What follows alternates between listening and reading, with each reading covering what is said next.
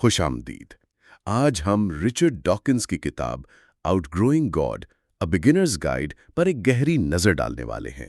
اس کتاب میں مصنف نے بہت ہی منطقی انداز میں مذہبی عقائد، خدا کے تصور اور سائنسی نظریات کا تجزیہ کیا ہے۔ ان کا انداز جذباتی نہیں بلکہ خالصتاً دلیل اور شواہد پر مبنی ہے۔ آگے بڑھنے سے پہلے ایک چھوٹی سی وضاحت، یہ ویڈیو AI کی مدد سے تیار کی گئی ہے، لہٰذا تلفظ یا جنس کی شناخت میں معمولی غلطی ہو سکتی ہے۔ اور آج ہم آپ کے لیے آؤٹ گروئنگ گاڈ کے خزانے سے کچھ منتخب موتی لے کر آئے ہیں۔ ہم آپ کے وقت اور آپ کے تجسس کے بے حد شکر گزار ہیں۔ اگر آپ کو ہماری یہ کاوش پسند آئے تو چینل کو سبسکرائب ضرور کیجیے گا اور بیل آئیکن بھی دبا دیں تاکہ آپ کو ہماری ہر نئی گفتگو کی اطلاع مل سکے۔ جی، اور کامنٹ سیکشن میں اپنی رائے کا اظہار ضرور کریں اور اپنی پسندیدہ کتاب کا نام بھی لکھیں۔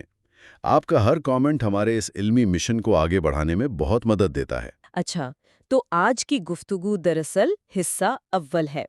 اس میں ہم کتاب کے ابتدائی 3 اہم موضوعات پر بات کریں گے۔ خدا کون ہے، یعنی اتنے سارے خداؤں کا تصور، دوم، لوگ خدا پر یقین کیوں رکھتے ہیں، اور سوم، ان مذہبی عقائد کی جڑیں آخر ہیں کہاں۔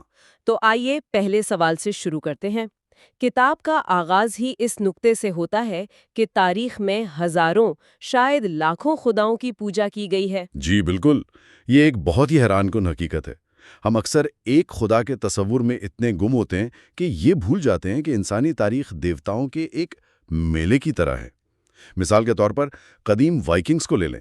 ان کے دیوتا تھے اوڈن اور تھور، جن کے نام پر آج بھی جمعرات یعنی تھرسڈے منایا جاتا ہے۔ بالکل۔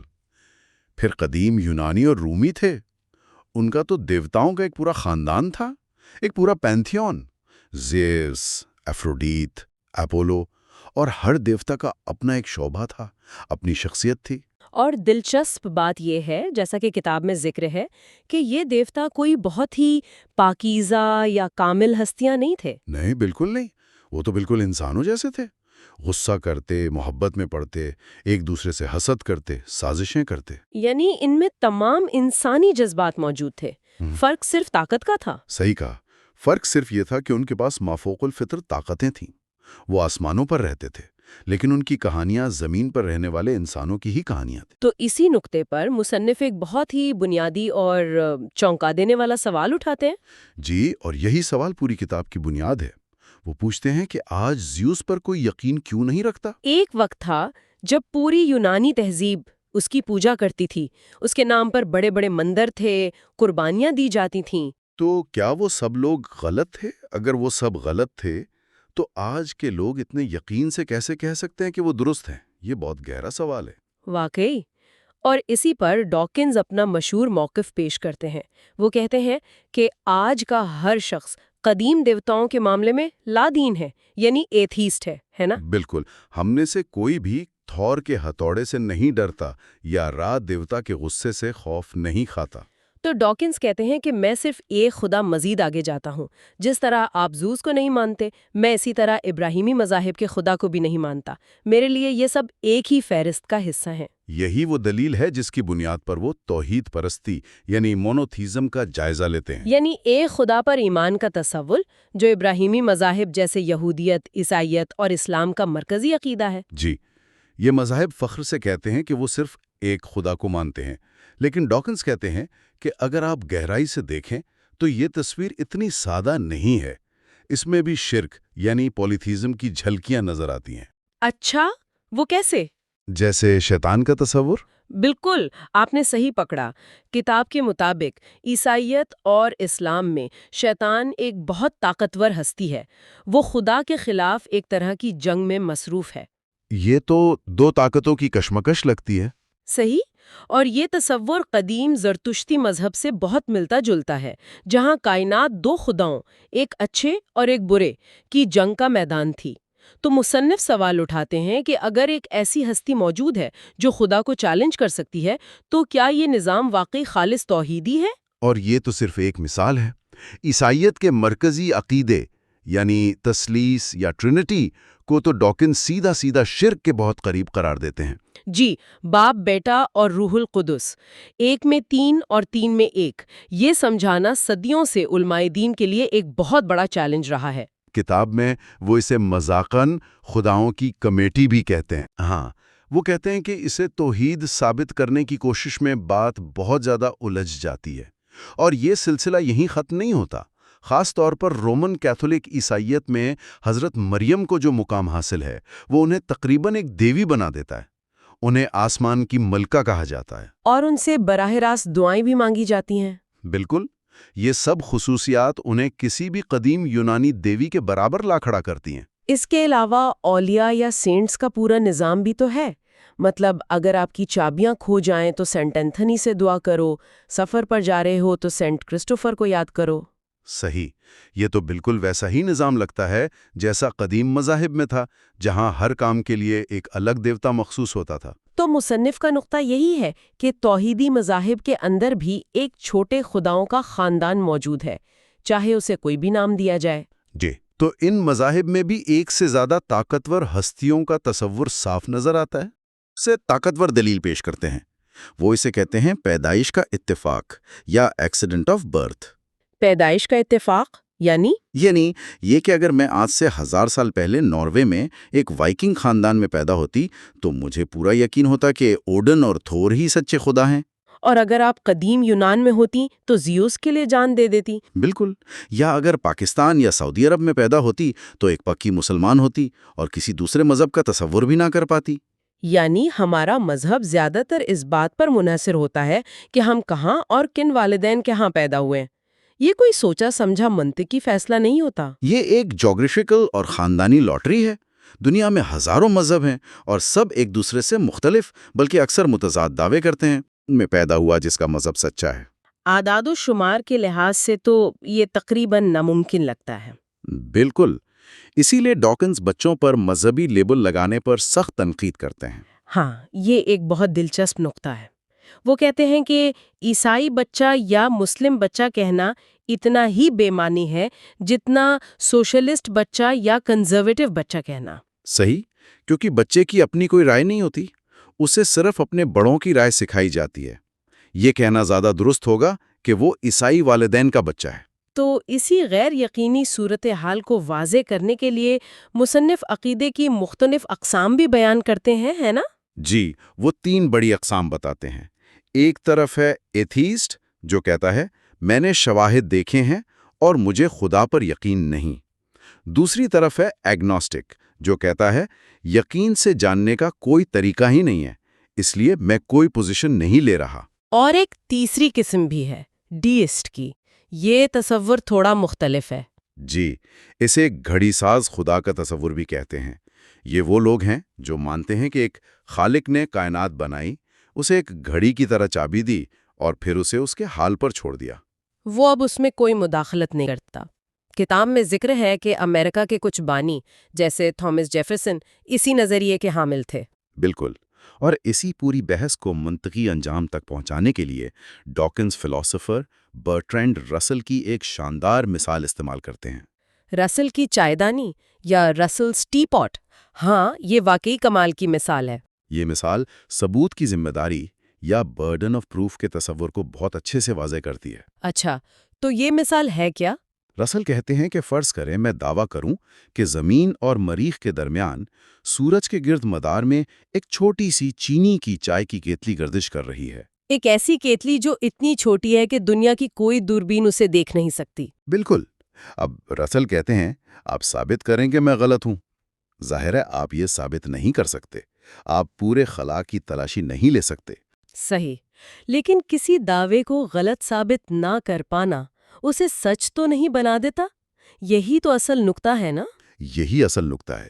اگر کوئی اتنا عجیب دعویٰ کر رہا ہے تو ثبوت دینا اس کی ذمہ داری ہے، نہ کہ باقی دنیا کی کہ وہ اسے جھوٹا ثابت کرے۔ تو ڈاکنز کا موقف یہ ہے کہ خدا کا تصور بھی بالکل اسی آسمانی چائےدانی جیسا ہے۔ جی، وہ کہتے ہیں کہ جب تک اس کے وجود کا کوئی ٹھوس قابل تصدیق ثبوت نہیں ملتا، اس پر یقین نہ کرنا اتنا ہی منطقی ہے جتنا اس چائےدانی پر یقین نہ کرنا۔ ہم زیوس، اپولو اور ہزاروں دوسرے دیوتاؤں کو ثبوت نہ ہونے کی بنا پر ہی تو مسترد کرتے ہیں۔ تو ابراہیمی خدا کو اس اصول سے چھوٹ کیوں دی جائے؟ یہ بہت ہی سوچنے پر مجبور کرنے والی دلیل ہے۔ تو اگر عقیدے کی بنیاد ثبوت کے بجائے روایت اور پیدائشی اتفاق پر ہے، تو پھر یہ سوال پیدا ہوتا ہے کہ مذہب کا یہ عالمگیر جذبہ انسان میں آیا کہاں سے؟ آخر کیا وجہ ہے کہ دنیا کی ہر تہذیب میں مافوق الفطرت ہستیوں پر یقین کرنے کا رجحان پایا جاتا ہے؟ جی، اور یہ کتاب کا تیسرا بڑا حصہ ہے۔ مصنف اس کی جڑیں ہمارے ارتقائی ماضی میں تلاش کرتے ہیں۔ وہ یہاں ارتقائی نفسیات کے کچھ بہت دلچسپ نظریات پیش کرتے ہیں جنہیں بائی پروڈکٹ تھیوریز کہا جاتا ہے۔ بائی پروڈکٹ تھیوریز، اس کا کیا مطلب ہوا؟ اس کا مطلب یہ ہے کہ مذہبی عقیدہ خود ارتقاء کا براہ راست مقصد نہیں تھا، بلکہ یہ ہماری بقا کے لیے ضروری دوسری ذہنی صلاحیتوں کا ایک ضمنی نتیجہ یا سائیڈ ایفیکٹ ہے۔ اچھا، جیسے کوئی دوا کا سائیڈ ایفیکٹ ہوتا ہے، کچھ ویسا ہی۔ پہلا نظریہ بہت دلچسپ ہے، ہائپر ایکٹیو ایجنسی ڈیٹیکشن، یعنی ہر چیز کے پیچھے کسی فائل یا ایجنٹ کو تلاش کرنے کی ہماری شدید خواہش۔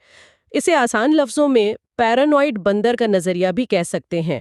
ہمارے آباء و اجداد جو افریقہ کے جنگلوں میں رہتے تھے، ان کے لیے بقا کا ایک ہی اصول تھا، ہر سرسراہٹ کو شیر سمجھو۔ اچھا، جو بندر جھاڑیوں میں ہلکی سی آہٹ سن کر یہ سوچتا کہ شاید ہوا ہوگی، وہ اکثر شیر کا نوالا بن جاتا، لیکن جو بندر یہ سوچ کر بھاگتا کہ یقیناً کوئی شکاری ہے، وہ بچ جاتا، چاہے 90% وقت وہ غلط ہی کیوں نہ ہو۔ بالکل۔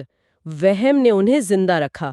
تو یہ شک کرنے کی، ہر چیز کے پیچھے کوئی ارادہ دیکھنے کی عادت ہمارے دماغ میں گہرائی تک بیٹھ گئی۔ تو زندگی بچانے والا یہی وہم مذہبی سوچ کی بنیاد بن گیا۔ یہ تو بہت بڑا دعویٰ ہے۔ جی، اور ڈاکنز اس خلا کو ایک اور انسانی خاصیت سے جوڑ کر پر کرتے ہیں، پیٹرن تلاش کرنا، یعنی پیٹرن سیکنگ۔ ہمارا دماغ ایک پیٹرن ڈھونڈنے والی مشین ہے۔ یہ صلاحیت بقا کے لیے بہت ضروری ہے۔ کالے بادل مطلب بارش، دھواں مطلب آگ، لیکن ہمارا دماغ کبھی کبھی وہاں بھی پیٹرن دیکھ لیتا ہے جہاں وہ ہوتا ہی نہیں ہے۔ جیسے کوئی مثال؟ جیسے کسی قبیلے میں قحط پڑا ہے، وہ جانور کی قربانی دیتے ہیں اور اگلے دن اتفاق سے بارش ہو جاتی ہے۔ دماغ فوراً ان دو واقعات کو جوڑ دے گا، قربانی برابر ہے بارش کے۔ اچھا، تو ایک توہم پرستی کی بنیاد پڑ گئی۔ جی، دماغ اتفاق اور وجہ میں فرق نہیں کر پاتا۔ اب گرج چمک کوئی موسمیاتی تبدیلی نہیں، بلکہ ایک ناراض دیوتا کا غصہ ہے۔ زلزلہ زمین کی پلیٹوں کی حرکت نہیں، بلکہ گناہوں کی سزا ہے۔ یعنی ہمارا دماغ جو بقا کے لیے بنا تھا، وہ قدرتی مظاہر کے پیچھے بھی کسی کا ہاتھ، کسی کی نیت اور کوئی منصوبہ دیکھنے لگتا ہے۔ بالکل، اور اس میں تیسرا اور سب سے اہم عنصر ہے بچپن کی فرما برداری یا چائلڈہڈ کریڈیولٹی۔ یعنی بچوں کا بڑوں کی بات ماننا۔ جی، ارتقائی طور پر وہی بچے زندہ بچ پائے جو اپنے بڑوں کی بات بغیر سوال کیے مانتے تھے۔ اس سانپ کے پاس مت جاؤ، یہ زہریلا پھل مت کھاؤ۔ یہ اندھی فرما برداری ایک لائف سیور تھی۔ یہ تو ایک طرح کا ذہنی سافٹ ویئر ہے جس کی ڈیفالٹ سیٹنگ ہے کہ بڑوں پر بھروسہ کرو۔ یہ بقا کے لیے تو ضروری ہے، لیکن اس کا مطلب یہ بھی ہے کہ مفید معلومات کے ساتھ ساتھ ذہن کے وائرس۔ بالکل، جیسے بھوت پریت کی کہانیاں یا مخصوص خداؤں کے قصے، یہ بھی بغیر کسی فلٹر کے اگلی نسل میں منتقل ہو جاتے ہیں۔ تو یہ تینوں چیزیں، ہر چیز کے پیچھے ایجنٹ دیکھنا، غلط جگہ پیٹرن تلاش کرنا اور بچپن کی اندھی فرما برداری، مل کر مذہب کے لیے ایک بہترین ماحول پیدا کرتی ہیں۔ یہی مصنف کا استدلال ہے۔ لیکن یہ تو انفرادی نفسیات کی بات ہوئی۔ مذاہب اجتماعی سطح پر بھی پھیلتے ہیں۔ جی، یعنی گروہی سطح پر ان کے کیا فائدے ہو سکتے تھے؟ کتاب میں دو بڑے فائدے بتائے گئے ہیں۔ پہلا تو جنگی فائدہ ہے۔ جنگجو خداؤں پر یقین رکھنے والے قبائل جیسے وائکنگز جنگ میں زیادہ بہادر اور بے رحم ثابت ہوتے تھے۔ کیونکہ اگر آپ کا یقین ہو کہ جنگ میں مرنے سے آپ سیدھا جنت یا ولہانہ جائیں گے، تو آپ لڑنے سے نہیں ڈریں گے۔ صحیح۔ مصنف کے مطابق تاریخ میں اسلام اور عیسائیت کے پھیلاؤ کی ایک بڑی وجہ فوجی فتوحات بھی تھیں۔ اور دوسرا فائدہ؟ دوسرا فائدہ ہے سماجی اتحاد۔ مشترکہ عقائد اور رسومات ایک قبیلے کو جوڑ کر رکھتی ہیں۔ جب سارا قبیلہ مل کر بارش کے لیے ناچتا ہے یا کوئی تہوار مناتا ہے تو اس سے ان میں یکجہتی اور تعاون بڑھتا ہے۔ چاہے اس ناچ سے بارش ہو یا نہ ہو، اس کا سماجی فائدہ ضرور ہوتا تھا۔ بالکل، وہ قبیلے جو مل کر کام کرتے تھے وہ زیادہ کامیاب ہوتے تھے اور اپنا وجود برقرار رکھ پاتے تھے۔ تو آج کی گفتگو کا خلاصہ یہ ہے کہ ڈاگنز کے مطابق خدا کا تصور ہزاروں شکلوں میں موجود رہا ہے۔ لوگوں کا یقین اکثر ثبوت پر نہیں بلکہ پیدائش کے اتفاق پر مبنی ہوتا ہے۔ اور مذہب پر یقین کرنے کا انسانی رجحان ہمارے ارتقائی ماضی میں بقا کے لیے ضروری ذہنی صلاحیتوں کا ایک ضمنی نتیجہ ہو سکتا ہے۔ صحیح۔ یہ کتاب کے ابتدائی ابواب کا نچوڑ ہے جو عقیدے کی نوعیت اور اس کی بنیادوں پر سوالات اٹھاتے ہیں۔ بالکل، اور اگلے حصے میں ہم اس سے بھی زیادہ گہرے موضوعات پر بات کریں گے، جہاں مصنف تخلیق کائنات، ارتقاء اور زندگی کی ابتدا جیسے سائنسی موضوعات کا جائزہ لیتے ہیں اور مذہبی وضاحتوں کو چیلنج کرتے ہیں۔ اس گہری گفتگو میں ہمارے ساتھ شامل ہونے کا بہت شکریہ۔ کامنٹس میں اپنی رائے اور اپنی پسندیدہ کتاب کا نام لکھنا نہ بھولیں۔ آج کی بحث سے ایک آخری خیال یہ ابھرتا ہے کہ اگر عقیدہ بڑی حد تک پیدائش کا اتفاق ہے تو پھر سچائی کی نوعیت کے بارے میں اس کا کیا مطلب ہے؟ اس سوال پر ضرور غور کیجیے گا۔ پچھلی بار ہم نے تاریخ اور پرانی مذہبی روایات کی گہرائیوں کا ایک طرح سے سفر کیا تھا اور دیکھا تھا کہ مصنف نے کس طرح مختلف خداؤں کے تصورات اور مقدس کتابوں کی تاریخی سچائی پر سوالات اٹھائے تھے۔ جی، وہ بحث زیادہ تر متن اور تاریخ کے گرد گھومتی تھی۔ بالکل، لیکن آج ہم تاریخ کے اوراق سے نکل کر یوں سمجھیں کہ سائنس کی لیبارٹری میں قدم رکھ رہے ہیں۔ آج کا میدان بالکل مختلف ہے۔ جی، کیونکہ جب ہم فطرت میں دیکھتے ہیں ہمیں ہر طرف ایسی چیزیں نظر آتی ہیں جو کسی ماہر کاریگر کا شاہکار لگتی ہیں۔ ایک چیتے کی رفتار، ایک پرندے کا پر، انسانی آنکھ۔ صدیوں تک اس کا ایک ہی جواب سمجھا جاتا تھا، اسے کسی نے بنایا ہے۔ لیکن پھر سائنس نے ایک اور زیادہ حیران کن کہانی سنانا شروع کی۔ تو آج حصہ 2 میں ہم اسی پر بات کریں گے۔ ہم اس بات کا جائزہ لیں گے کہ مصنف ڈیزائن کے نظریے، ناممکنات کے تصور اور ارتقاء کے ذریعے پیچیدگی کی سائنسی وضاحت کو کیسے بیان کرتا ہے۔ اور اس کے لیے ہم 3 ابواب کا جائزہ لیں گے۔ باب 7 یقیناً کوئی ڈیزائنر ہونا چاہیے، باب 8 ناممکنات کی طرف قدم، اور باب 9 کرسٹل اور جیکسا پزل۔ تو آئیے سب سے بنیادی سوال سے شروع کرتے ہیں۔ جب آپ فطرت کو دیکھتے ہیں تو کیا آپ کو ڈیزائن نظر نہیں آتا؟ یہی تو ڈیزائن کا استدلال ہے۔ یہ ایک بہت طاقتور اور قدیم دلیل ہے، مطلب اس کی جڑیں بہت گہری ہیں۔ مصنف اس کی سب سے واضح شکل کے لیے ہمیں 19ویں صدی کے آغاز میں لے جاتا ہے، ولیم پیلی کی طرف۔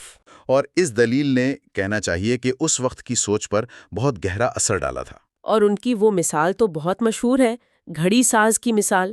کتاب میں اس کی تفصیل کچھ یوں ہے کہ اگر آپ کسی میدان میں چل رہے ہوں اور آپ کو ایک پتھر ملے تو آپ زیادہ نہیں سوچیں گے، شاید یہی سوچیں گے کہ یہ ہمیشہ سے یہیں پڑا ہوگا۔ بالکل، لیکن اگر اسی میدان میں آپ کو ایک گھڑی مل جائے تو آپ ایسا نہیں سوچیں گے۔ یہ بالکل مختلف بات ہے۔ بالکل، گھڑی کو دیکھ کر آپ فوراً پہچان لیں گے کہ یہ کوئی عام چیز نہیں ہے، یہ پیچیدہ ہے۔ جی، اس کے اندر چھوٹے چھوٹے پرزے ہیں، سپرنگز ہیں، گیئرز ہیں، سب ایک دوسرے سے جڑے ہوئے ہیں۔ اور وہ سب مل کر ایک مقصد پورا کر رہے ہیں، وقت بتانا۔ تو پیلی کا کہنا تھا کہ اس پیچیدگی اور مقصد کو دیکھ کر کوئی بھی عقل مند شخص یہی نتیجہ نکالے گا کہ اس کا کوئی بنانے والا یعنی ایک گھڑی ساز ضرور ہے، یہ خود بخود وجود میں نہیں آ سکتی۔ یہ بات تو بہت منطقی لگتی ہے۔ یقیناً۔ اور پھر پیلی اسی منطق کو فطرت پر لاگو کرتا ہے۔ وہ کہتا ہے کہ اگر آپ انسانی آنکھ کو دیکھیں جو گھڑی سے کہیں زیادہ پیچیدہ ہے، تو کیا یہ نتیجہ نکالنا غلط ہوگا کہ اس کا بھی کوئی بنانے والا ہے، ایک آنکھ ساز؟ یہی اس دلیل کا نچوڑ ہے۔ لیکن یہاں مصنف ایک بہت اہم نقطہ اٹھاتا ہے۔ وہ کہتا ہے کہ پیلی نے ہمارے سامنے صرف 2 راستے رکھے، یا تو یہ سب کچھ محض اتفاق سے ہوا یا پھر اسے ایک ذہین ڈیزائنر نے بنایا۔ جی، اور مصنف کے مطابق یہ ایک غلط انتخاب ہے۔ کتاب کے الفاظ میں یہ غلط بالکل غلط ہے۔ کیوں؟ کیونکہ چارلز ڈارون نے ایک تیسرا زیادہ طاقتور راستہ دکھایا، قدرتی انتخاب۔ یہ نہ تو خالصتاً اتفاق ہے اور نہ ہی سوچا سمجھا ڈیزائن، یہ ان دونوں کے بیچ کا ایک راستہ ہے۔ ٹھیک ہے، تو آئیے اس تیسرے راستے کو ذرا کھول کر سمجھتے ہیں۔ مصنف قدرتی انتخاب کو 2 حصوں میں تقسیم کرتا ہے۔ پہلا حصہ ہے بے ترتیب تبدیلی۔ اس کا کیا مطلب ہے؟ اس کا مطلب ہے کہ جانداروں کے جینز میں ہر نسل میں چھوٹی چھوٹی غیر متوقع تبدیلیاں آتی رہتی ہیں۔ ہم انہیں میوٹیشنز کہتے ہیں۔ مثال کے طور پر؟ اچھا، یوں سمجھیں کہ ایک چیتے کا بچہ شاید تھوڑے لمبے پنجوں کے ساتھ پیدا ہو۔ یہ تبدیلی بے ترتیب اس لیے کہلاتی ہے کیونکہ اس کا کوئی مقصد نہیں ہوتا، یہ بہتری کی طرف اشارہ نہیں کرتی۔ یہ کسی بھی سمت میں ہو سکتی ہے۔ جی، کسی بھی سمت میں۔ حقیقت میں زیادہ تر تبدیلیاں یا تو نقصان دہ ہوتی ہیں یا پھر ان کا کوئی خاص اثر ہی نہیں ہوتا، وہ غیر جانبدار ہوتی ہیں۔ یہاں تک تو بات سمجھ میں آتی ہے، لیکن اگر تبدیلیاں بے ترتیب ہیں تو اس سے آنکھ جیسی منظم چیز کیسے بن سکتی ہے؟ یہ تو ایسے ہی ہے جیسے ایک طوفان کباڑ خانے سے گزرے اور ایک ہوائی جہاز بنا دے۔ یہیں پر دوسرا اور سب سے اہم حصہ آتا ہے، غیر بے ترتیب انتخاب، یعنی نان رینڈم سلیکشن۔ یہ بے ترتیب نہیں ہے۔ اچھا۔ یہاں ماحول فیصلہ کرتا ہے کہ کون سی تبدیلی فائدہ مند ہے۔ اگر وہ تھوڑے سے لمبے پنجے چیتے کو شکار پکڑنے یا تیز دوڑنے میں ذرا سی بھی مدد دیتے ہیں تو اس چیتے کے زندہ رہنے کے امکانات بڑھ جاتے ہیں۔ بالکل، اس کے زندہ رہنے اور اپنی نسل آگے بڑھانے کے امکانات دوسروں سے زیادہ ہو جاتے ہیں۔ اچھا، تو تبدیلی بے ترتیب ہے لیکن اس کا انتخاب بے ترتیب نہیں ہے۔ ماحول ایک فلٹر کی طرح کام کرتا ہے جو صرف فائدے مند تبدیلیوں کو آگے جانے دیتا ہے۔ بالکل، آپ نے صحیح سمجھا۔ اور کیونکہ وہ چیتا زیادہ کامیاب ہے تو وہ اپنے لمبے پنجوں والے جینز اگلی نسل میں زیادہ تعداد میں منتقل کرتا ہے۔ اور اگر کوئی تبدیلی نقصان دہ ہوتی تو وہ جاندار شاید زندہ ہی نہ بچتا یا کم بچے پیدا کرتا اور وہ جین وہیں ختم ہو جاتا۔ یہ لاکھوں سال پر محیط ایک سست بتدریج عمل ہے، ہر نسل میں چھوٹی سی بہتری جسے ماحول چھانٹتا رہتا ہے۔ ایک منٹ رکیے، یہ سب تھیوری میں تو ٹھیک لگتا ہے، لیکن بے ترتیب تبدیلی اور پھر ماحول کا انتخاب، یہ عمل بہت ہی سست اور ناقابل اعتبار محسوس ہوتا ہے۔ کیا واقعی اس سے ایک چیتے جیسی پرفیکٹ شکاری مشین بن سکتی ہے؟ مجھے یہ ماننے میں تھوڑی مشکل ہو رہی ہے۔ یہ ایک بہت فطری سوال ہے اور اس کا جواب وقت کے پیمانے میں چھپا ہے، جس پر ہم اگلے باب میں تفصیل سے بات کریں گے۔ لیکن اس سے پہلے مصنف پیلی کی دلیل پر ایک آخری اور کہنا چاہیے کہ گہری چوٹ کرتا ہے۔ وہ کیا؟ وہ کہتا ہے کہ ڈیزائن کی دلیل منطقی طور پر اپنے ہی خلاف جاتی ہے۔ اگر آپ کہتے ہیں کہ کائنات جیسی پیچیدہ چیز کے لیے ایک ڈیزائنر کی ضرورت ہے، تو وہ ڈیزائنر خود کائنات سے بھی زیادہ پیچیدہ اور غیر امکانی ہوگا۔ بالکل۔ پھر سوال یہ پیدا ہوتا ہے کہ اس ڈیزائنر کو کس نے ڈیزائن کیا؟ تو یہ دلیل ایک لامتناہی سلسلے کو جنم دیتی ہے۔ یہ تو مسئلے کو حل کرنے کے بجائے اسے ایک درجہ اور پیچیدہ بنا دیتی ہے۔ جی، مصنف کے الفاظ میں پیلی بڑی فصاحت اور قائل کرنے کی صلاحیت کے ساتھ اپنے ہی پاؤں پر کلہاڑی مار رہا تھا۔ یہ ایک بہت دلچسپ نقطہ ہے۔ جی، سائنس کی نظر میں ایک سادہ وضاحت ہمیشہ ایک پیچیدہ وضاحت سے بہتر ہوتی ہے۔ قدرتی انتخاب ایک سادہ اصول سے شروع ہو کر پیچیدگی پیدا کرتا ہے، جبکہ ڈیزائنر کا نظریہ پہلے سے ہی ایک ناقابل تصور پیچیدگی کو فرض کر لیتا ہے۔ ٹھیک ہے، تو مان لیا کہ قدرتی انتخاب چھوٹی چھوٹی تبدیلیوں پر کام کرتا ہے، لیکن ایک آنکھ جیسی پیچیدہ چیز صرف چھوٹی تبدیلیوں کا مجموعہ نہیں لگتی، وہ تو ایک مکمل مربوط مشین ہے۔ کتاب اس بہت بڑے فاصلے کو کیسے طے کرتی ہے؟ یہ ہمیں باب 8 ناممکنات کی طرف قدم کی طرف لاتا ہے۔ یہاں مصنف ایک بہت اہم تصور پیش کرتا ہے، مجموعی انتخاب، یعنی کیومولیٹو سلیکشن۔ مجموعی انتخاب؟ جی، اس کا مطلب ہے کہ ایک بہت بڑی بظاہر ناممکن چھلانگ کو بہت سے چھوٹے قابل فہم اقدامات میں تقسیم کر دیا جائے۔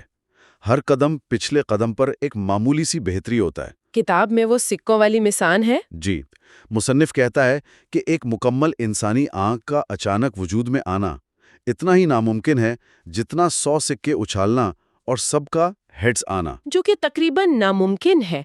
تو پھر یہ بنی کیسے؟ ایک بتدریج راستے سے۔ یوں سمجھے کہ ایک بہترین آنکھ ایک قدرے کم کامل آنکھ سے بن سکتی ہے۔ اور وہ کم کامل آنکھ ایک اور بھی سادہ آنکھ سے؟ جی، اور یہ سلسلہ پیچھے جاتے جاتے جلد پر موجود چند روشنی محسوس کرنے والے خلیوں کے ایک دھبے تک پہنچ سکتا ہے۔ لیکن صرف روشنی محسوس کرنے والے خلیوں کا ایک دھبا، اس کا کیا فائدہ ہوگا؟ یہی اہم بات ہے۔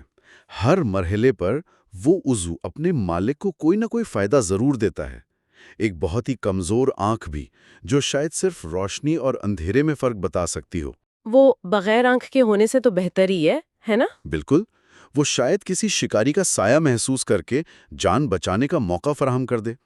اور اگر اس سے زندہ رہنے کا امکان 1% بھی بڑھتا ہے تو قدرتی انتخاب اسی کو چنے گا۔ تو ہر چھوٹا قدم ایک فائدہ ہے، اور لاکھوں سالوں میں یہ چھوٹے فائدے جمع ہو کر ایک پیچیدہ عضو بنا دیتے ہیں۔ جی، ناممکن نظر آنے والی چیز اس وقت ممکن ہو جاتی ہے جب آپ اسے ایک سست قدم بقدم عمل کے طور پر دیکھتے ہیں۔ پیچیدہ چیزیں، جیسا کہ مصنف کہتا ہے، اچانک دنیا میں نہیں آ جاتیں۔ اس بتدریجی عمل کی طاقت کو سمجھانے کے لیے مصنف نے ایک ایسی مثال دی ہے جسے ہم سب اپنی آنکھوں سے دیکھ سکتے ہیں۔ پالتو جانور بنانا، یعنی مصنوعی انتخاب۔ جی، آرٹیفیشل سلیکشن۔ یہ ایک شاندار مثال ہے۔ مصنف بتاتا ہے کہ انسانوں نے صرف چند ہزار سالوں میں جنگلی بھیڑیے سے کتوں کی کیسی کیسی نسلیں بنا لی ہیں۔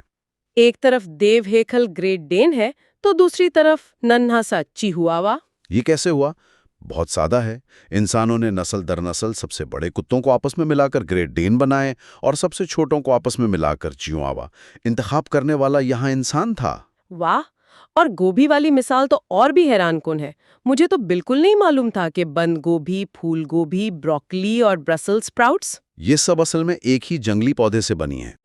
یہ تو ایسا ہے جیسے انسانوں نے ایک ہی خام مال سے بالکل مختلف چیزیں بنا دی۔ بالکل، انسانوں نے صرف ان پودوں کی افزائش کی جن کے پتے بڑے تھے تو بند گوبھی بن گئی، جن کے پھولوں کے گچھے بڑے تھے ان سے پھول گوبھی اور بروکلی بن گئیں۔ یہ مصنوعی انتخاب کی طاقت ہے۔ تو پھر مصنف کا مرکزی نقطہ کیا ہے؟ مرکزی نقطہ یہ ہے کہ اگر انسان یعنی ہم صرف چند صدیوں یا ہزار سالوں میں اتنی بڑی تبدیلیاں لا سکتے ہیں تو تصور کریں کہ قدرتی انتخاب جو کروڑوں سالوں سے کام کر رہا ہے کیا کچھ نہیں کر سکتا؟ کتاب میں ایک جگہ ذکر ہے کہ جب ہمارے آباء و اجداد مچھلیاں تھے تب سے لے کر اب تک تقریباً 30 لاکھ صدیاں گزر چکی ہیں۔ 30 لاکھ صدیاں! یہ وقت کا اتنا بڑا پیمانہ ہے کہ اس کا تصور کرنا بھی مشکل ہے۔ اس وسیع وقت میں تو واقعی کچھ بھی ممکن لگتا ہے۔ یہی کلیدی نقطہ ہے۔ ارتقاء کا اصل جادو ذہانت میں نہیں، وقت میں ہے۔ یہ بات اب تک کی گفتگو کو بہت اچھے سے سمیٹتی ہے، لیکن اب تک ہم نے حیاتیات کی بات کی ہے۔ ان چیزوں کا کیا ہوگا جو جاندار نہیں ہے لیکن پھر بھی ڈیزائن شدہ لگتی ہیں؟ مثلاً جیسے برف کا ایک خوبصورت گولا یا ایک چمکدار کرسٹل۔ کتاب اس کی کیا وضاحت پیش کرتی ہے؟ یہ ایک بہترین سوال ہے جو ہمیں باب 9 کرسٹل اور جگسا پزل کی طرف لاتا ہے۔ اچھا، مصنف ہمیں واپس ولیم پیلی کی میدان والی مثال پر لے جاتا ہے، لیکن اس بار وہاں گھڑی نہیں بلکہ پائرائٹ کرسٹل کا ایک مکمل مکعب پڑا ہے، جس کے سیدھے کنارے ہیں، ہموار سطحیں، بالکل 90 ڈگری کے زاویے۔ جی، یہ بھی تو کسی کاریگر کا کام لگتا ہے نا؟ لگتا تو ہے، لیکن یہ کسی کاریگر کا کام نہیں ہے۔ بالکل نہیں۔ مصنف وضاحت کرتا ہے کہ کرسٹل چاہے وہ نمک کا ہو، ہیرے کا ہو یا برف کا گولا، خود بخود بنتے ہیں۔ ان کی خوبصورت شکلیں ڈیزائن نہیں کی جاتی، وہ خود ترتیبی یا سیلف اسمبلی کا نتیجہ ہے۔ خود ترتیبی؟ یہ کیا چیز ہے؟ خود ترتیبی ایک ایسا عمل ہے جس میں ایٹم اور مالیکیول کیمیا اور طبیعت کے بنیادی قوانین کے تحت خود بخود ایک منظم شکل اختیار کر لیتے ہیں۔ مطلب انہیں کسی بیرونی ہدایت یا بلو پرنٹ کی ضرورت نہیں ہوتی؟ جی بالکل نہیں، شکل مقامی اصولوں سے خود ابھرتی ہے۔ مصنف کہتا ہے کہ یہ ایسا ہی ہے جیسے پریڈ پر کھڑے سپاہی یا ہاتھوں میں ہاتھ ڈالے ہوئے۔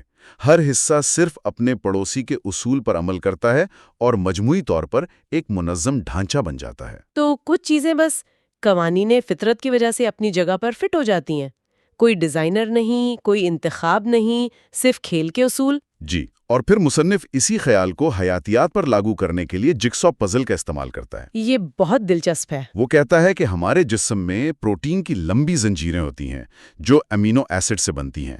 یہ زنجیریں پانی میں تیرتے ہوئے جگسا کے اصولوں کے تحت خود بخود ایک مخصوص 3D شکل میں تہہ ہو جاتی ہیں۔ اور اس طے شدہ شکل کا کیا فائدہ ہے؟ اس کا کوئی مقصد ہوتا ہے؟ یہی تو جادو ہے۔ اس مخصوص شکل کی وجہ سے پروٹین کی سطح پر ایسی دراڑیں اور جیبیں بن جاتی ہیں جو اسے ایک انزائم کے طور پر کام کرنے دیتی ہیں۔ انزائم، وہ جو ہمارے جسم میں کیمیائی عمل کو تیز کرتے ہیں؟ بالکل۔ انزائم ایک چھوٹی سی مالیکولر مشین ہے۔ ہماری زندگی کا ہر عمل، سانس لینے سے لے کر سوچنے تک، ان ہزاروں انزائمز پر منحصر ہے۔ یہ تو حیرت انگیز ہے، یعنی یہ جگزو کا اصول زندگی کی بنیاد ہے۔ بالکل۔ مصنف بتاتا ہے کہ ہماری سونگھنے کی حس بھی ایسے ہی کام کرتی ہے۔ ہوا میں موجود ایک خاص شکل کا مالیکیول ہماری ناک میں اسی شکل کے ریسیپٹر میں فٹ ہو جاتا ہے اور دماغ کو پیغام جاتا ہے۔ ایک جگزو کا ٹکڑا دوسرے میں فٹ ہو رہا ہے۔ جی، اور سب سے بڑھ کر ڈی این اے بھی اسی اصول پر کام کرتا ہے۔ ڈی این اے میں موجود کوڈ یہ طے کرتا ہے کہ پروٹین میں امینو ایسڈ کی ترتیب کیا ہوگی۔ ٹھیک ہے۔ وہ ترتیب یہ طے کرتی ہے کہ پروٹین کی زنجیر کس شکل میں طے ہوگی، جگزو پزل۔ اور وہ شکل اس کا کام طے کرتی ہے۔ بالکل۔ تو یہ ایک نیچے سے اوپر کی طرف جانے والا عمل ہے۔ سادہ قوانین فطرت خود ترتیب پانے والے کرسٹل بناتے ہیں، وہی اصول خود طے ہونے والے پروٹینز بناتے ہیں، اور وہ پروٹینز ڈی این اے کی ہدایت پر مل کر ایک مکمل جاندار بنا دیتے ہیں۔ بالکل درست۔ یہ بے ترتیب اتفاق نہیں، لیکن یہ اوپر سے نیچے کا ڈیزائن بھی نہیں۔ یہ قدرتی قوانین کی رہنمائی میں ہونے والا ایک عمل ہے جسے لاکھوں سالوں سے قدرتی انتخاب کی چھلنی سے گزارا گیا ہے۔ تو مصنف میں ان 3 ابواب میں ڈیزائن کی دلیل کا ایک بہت مربوط اور جامع سائنسی متبادل پیش کیا ہے۔ جی، یہ متبادل قدرتی انتخاب کے وسیع اصول سے شروع ہوتا ہے اور خود ترتیبی کے مالیکولر میکینکس تک جاتا ہے۔ تو اگر میں آج کی گفتگو کا خلاصہ کروں تو وہ کچھ یوں ہوگا۔ مصنف کا اصل نقطہ یہ نہیں کہ فطرت میں ڈیزائن نہیں ہے، بلکہ یہ ہے کہ اس ڈیزائن کے لیے کسی ڈیزائنر کی ضرورت نہیں۔ اچھا نقطہ ہے۔ خود ایک ایسے ڈیزائنر کا کام کرتے ہیں جو بغیر سوچے سمجھے قدم بقدم ناقابل یقین حد تک پیچیدہ چیزیں بنا سکتا ہے۔ یہ ایک بہترین خلاصہ ہے۔ دلیل یہ ہے کہ پیچیدگی کو کسی مافوق الفطرت وضاحت کی ضرورت نہیں، یہ سادہ اصولوں سے طویل عرصے میں خود ابھر سکتی ہے۔ اور یہ ہمیں ہماری اگلی گفتگو کے لیے بالکل تیار کرتا ہے۔ آج ہم نے دیکھا کہ زندگی کے بنیادی اجزاء کیسے بنتے ہیں، لیکن یہ اجزاء مل کر ایک مکمل جاندار کیسے بناتے ہیں، یہ ایک بڑا سوال ہے۔ جی، اگلی بار ہم دیکھیں گے کہ ایک پیچیدہ جسم جیسے کہ انسانی جسم کسی نقشے یا بلو پرنٹ کے بغیر کیسے بنتا ہے، اور یہ کہ آیا اس عمل میں کسی اوپر والے کنٹرولر کی ضرورت ہے یا نہیں۔ بالکل۔ تو اگلے حصے میں ہم جائزہ لیں گے کہ ارتقاء نیچے سے اوپر باٹم اپ کام کرتا ہے یا اوپر سے نیچے ٹاپ ڈاؤن، اور یہ بھی دریافت کریں گے کہ کیا انسان مذہبی یا اخلاقی ہونے کے لیے ارتقاء پذیر ہوئے ہیں۔ وہ ایک بہت دلچسپ بحث ہوگی۔ ہم ارتقائی استدلال میں مزید گہرائی میں جائیں گے اور جائزہ لیں گے کہ انسانی رویے، اخلاقیات اور مذہبی رجحانات قدرتی عوامل کے ذریعے کیسے پروان چڑھے ہوں گے۔ جی، پچھلی گفتگو میں مصنف نے یہ واضح کیا تھا کہ کس طرح پیچیدگی یعنی کمپلیکسٹی بغیر کسی خالق کے محض مجموعی انتخاب کے ذریعے پیدا ہو سکتی ہے۔ بالکل۔ اب ہم اسی فہم کو، اسی سوچ کو انسانی نفسیات اور اخلاقیات تک وسعت دیں گے۔ اور یہ ایک بہت بڑا قدم ہے نا۔ پچھلے حصوں میں ہم نے کائنات، ستارے، سیارے اور حیاتیات کی بات کی تھی۔ اب مصنف وہی سائنسی اینک ہمارے اپنے ذہنوں پر، ہماری اقدار پر اور ہمارے سب سے گہرے عقائد پر لاگو کرنے جا رہا ہے۔ جی، اور یہی وہ مقام ہے جہاں یہ بحث بہت سے لوگوں کے لیے کافی ذاتی اور شاید تھوڑی غیر آرامدہ ہو جاتی ہے۔ ظاہر ہے، کیونکہ اب بات صرف باہر کی دنیا کی نہیں، ہمارے اندر کی دنیا کی ہو رہی ہے۔ تو آئیے باب 10 سے شروع کرتے ہیں۔ مصنف یہاں 2 قسم کی وضاحتوں کا ذکر کرتا ہے، اوپر سے نیچے یعنی ٹاپ ڈاؤن اور نیچے سے اوپر یعنی باٹم اپ۔ یہ اصطلاحات تھوڑی ٹیکنیکل لگتی ہیں، آئیے انہیں کھولتے ہیں۔ اچھا۔ کتاب میں گھر بنانے کی ایک مثال دی گئی ہے جو میرے خیال میں اس فرق کو سمجھنے کے لیے بہترین ہے۔ جی۔ اوپر سے نیچے یا ٹاپ ڈاؤن وہ طریقہ ہے جس سے ہم سب سے زیادہ واقف ہیں۔ یوں سمجھیں کہ آپ ایک گھر بنانا چاہتے ہیں۔ ٹھیک ہے۔ تو آپ سب سے پہلے کیا کریں گے؟ آپ ایک آرکیٹیکٹ کے پاس جائیں گے، وہ ایک تفصیلی نقشہ، ایک بلو پرنٹ تیار کرے گا جس میں سب کچھ لکھا ہوگا۔ ہر دیوار کی لمبائی، ہر کھڑکی کا سائز، بجلی کے تار کہاں سے گزریں گے، پانی کے پائپ کہاں ہوں گے، مطلب ایک مکمل مرکزی منصوبہ۔ بالکل۔ ہر چیز پہلے سے سوچی سمجھی اور ڈیزائن کی گئی ہوتی ہے۔ پھر ٹھیکیدار آتے ہیں اور مزدور آتے ہیں اور وہ اس بلو پرنٹ پر سختی سے عمل کرتے ہیں۔ وہ اپنی مرضی سے کوئی تبدیلی نہیں کرتے، صحیح؟ جی، سارا کنٹرول اس مرکزی منصوبے کے پاس ہوتا ہے۔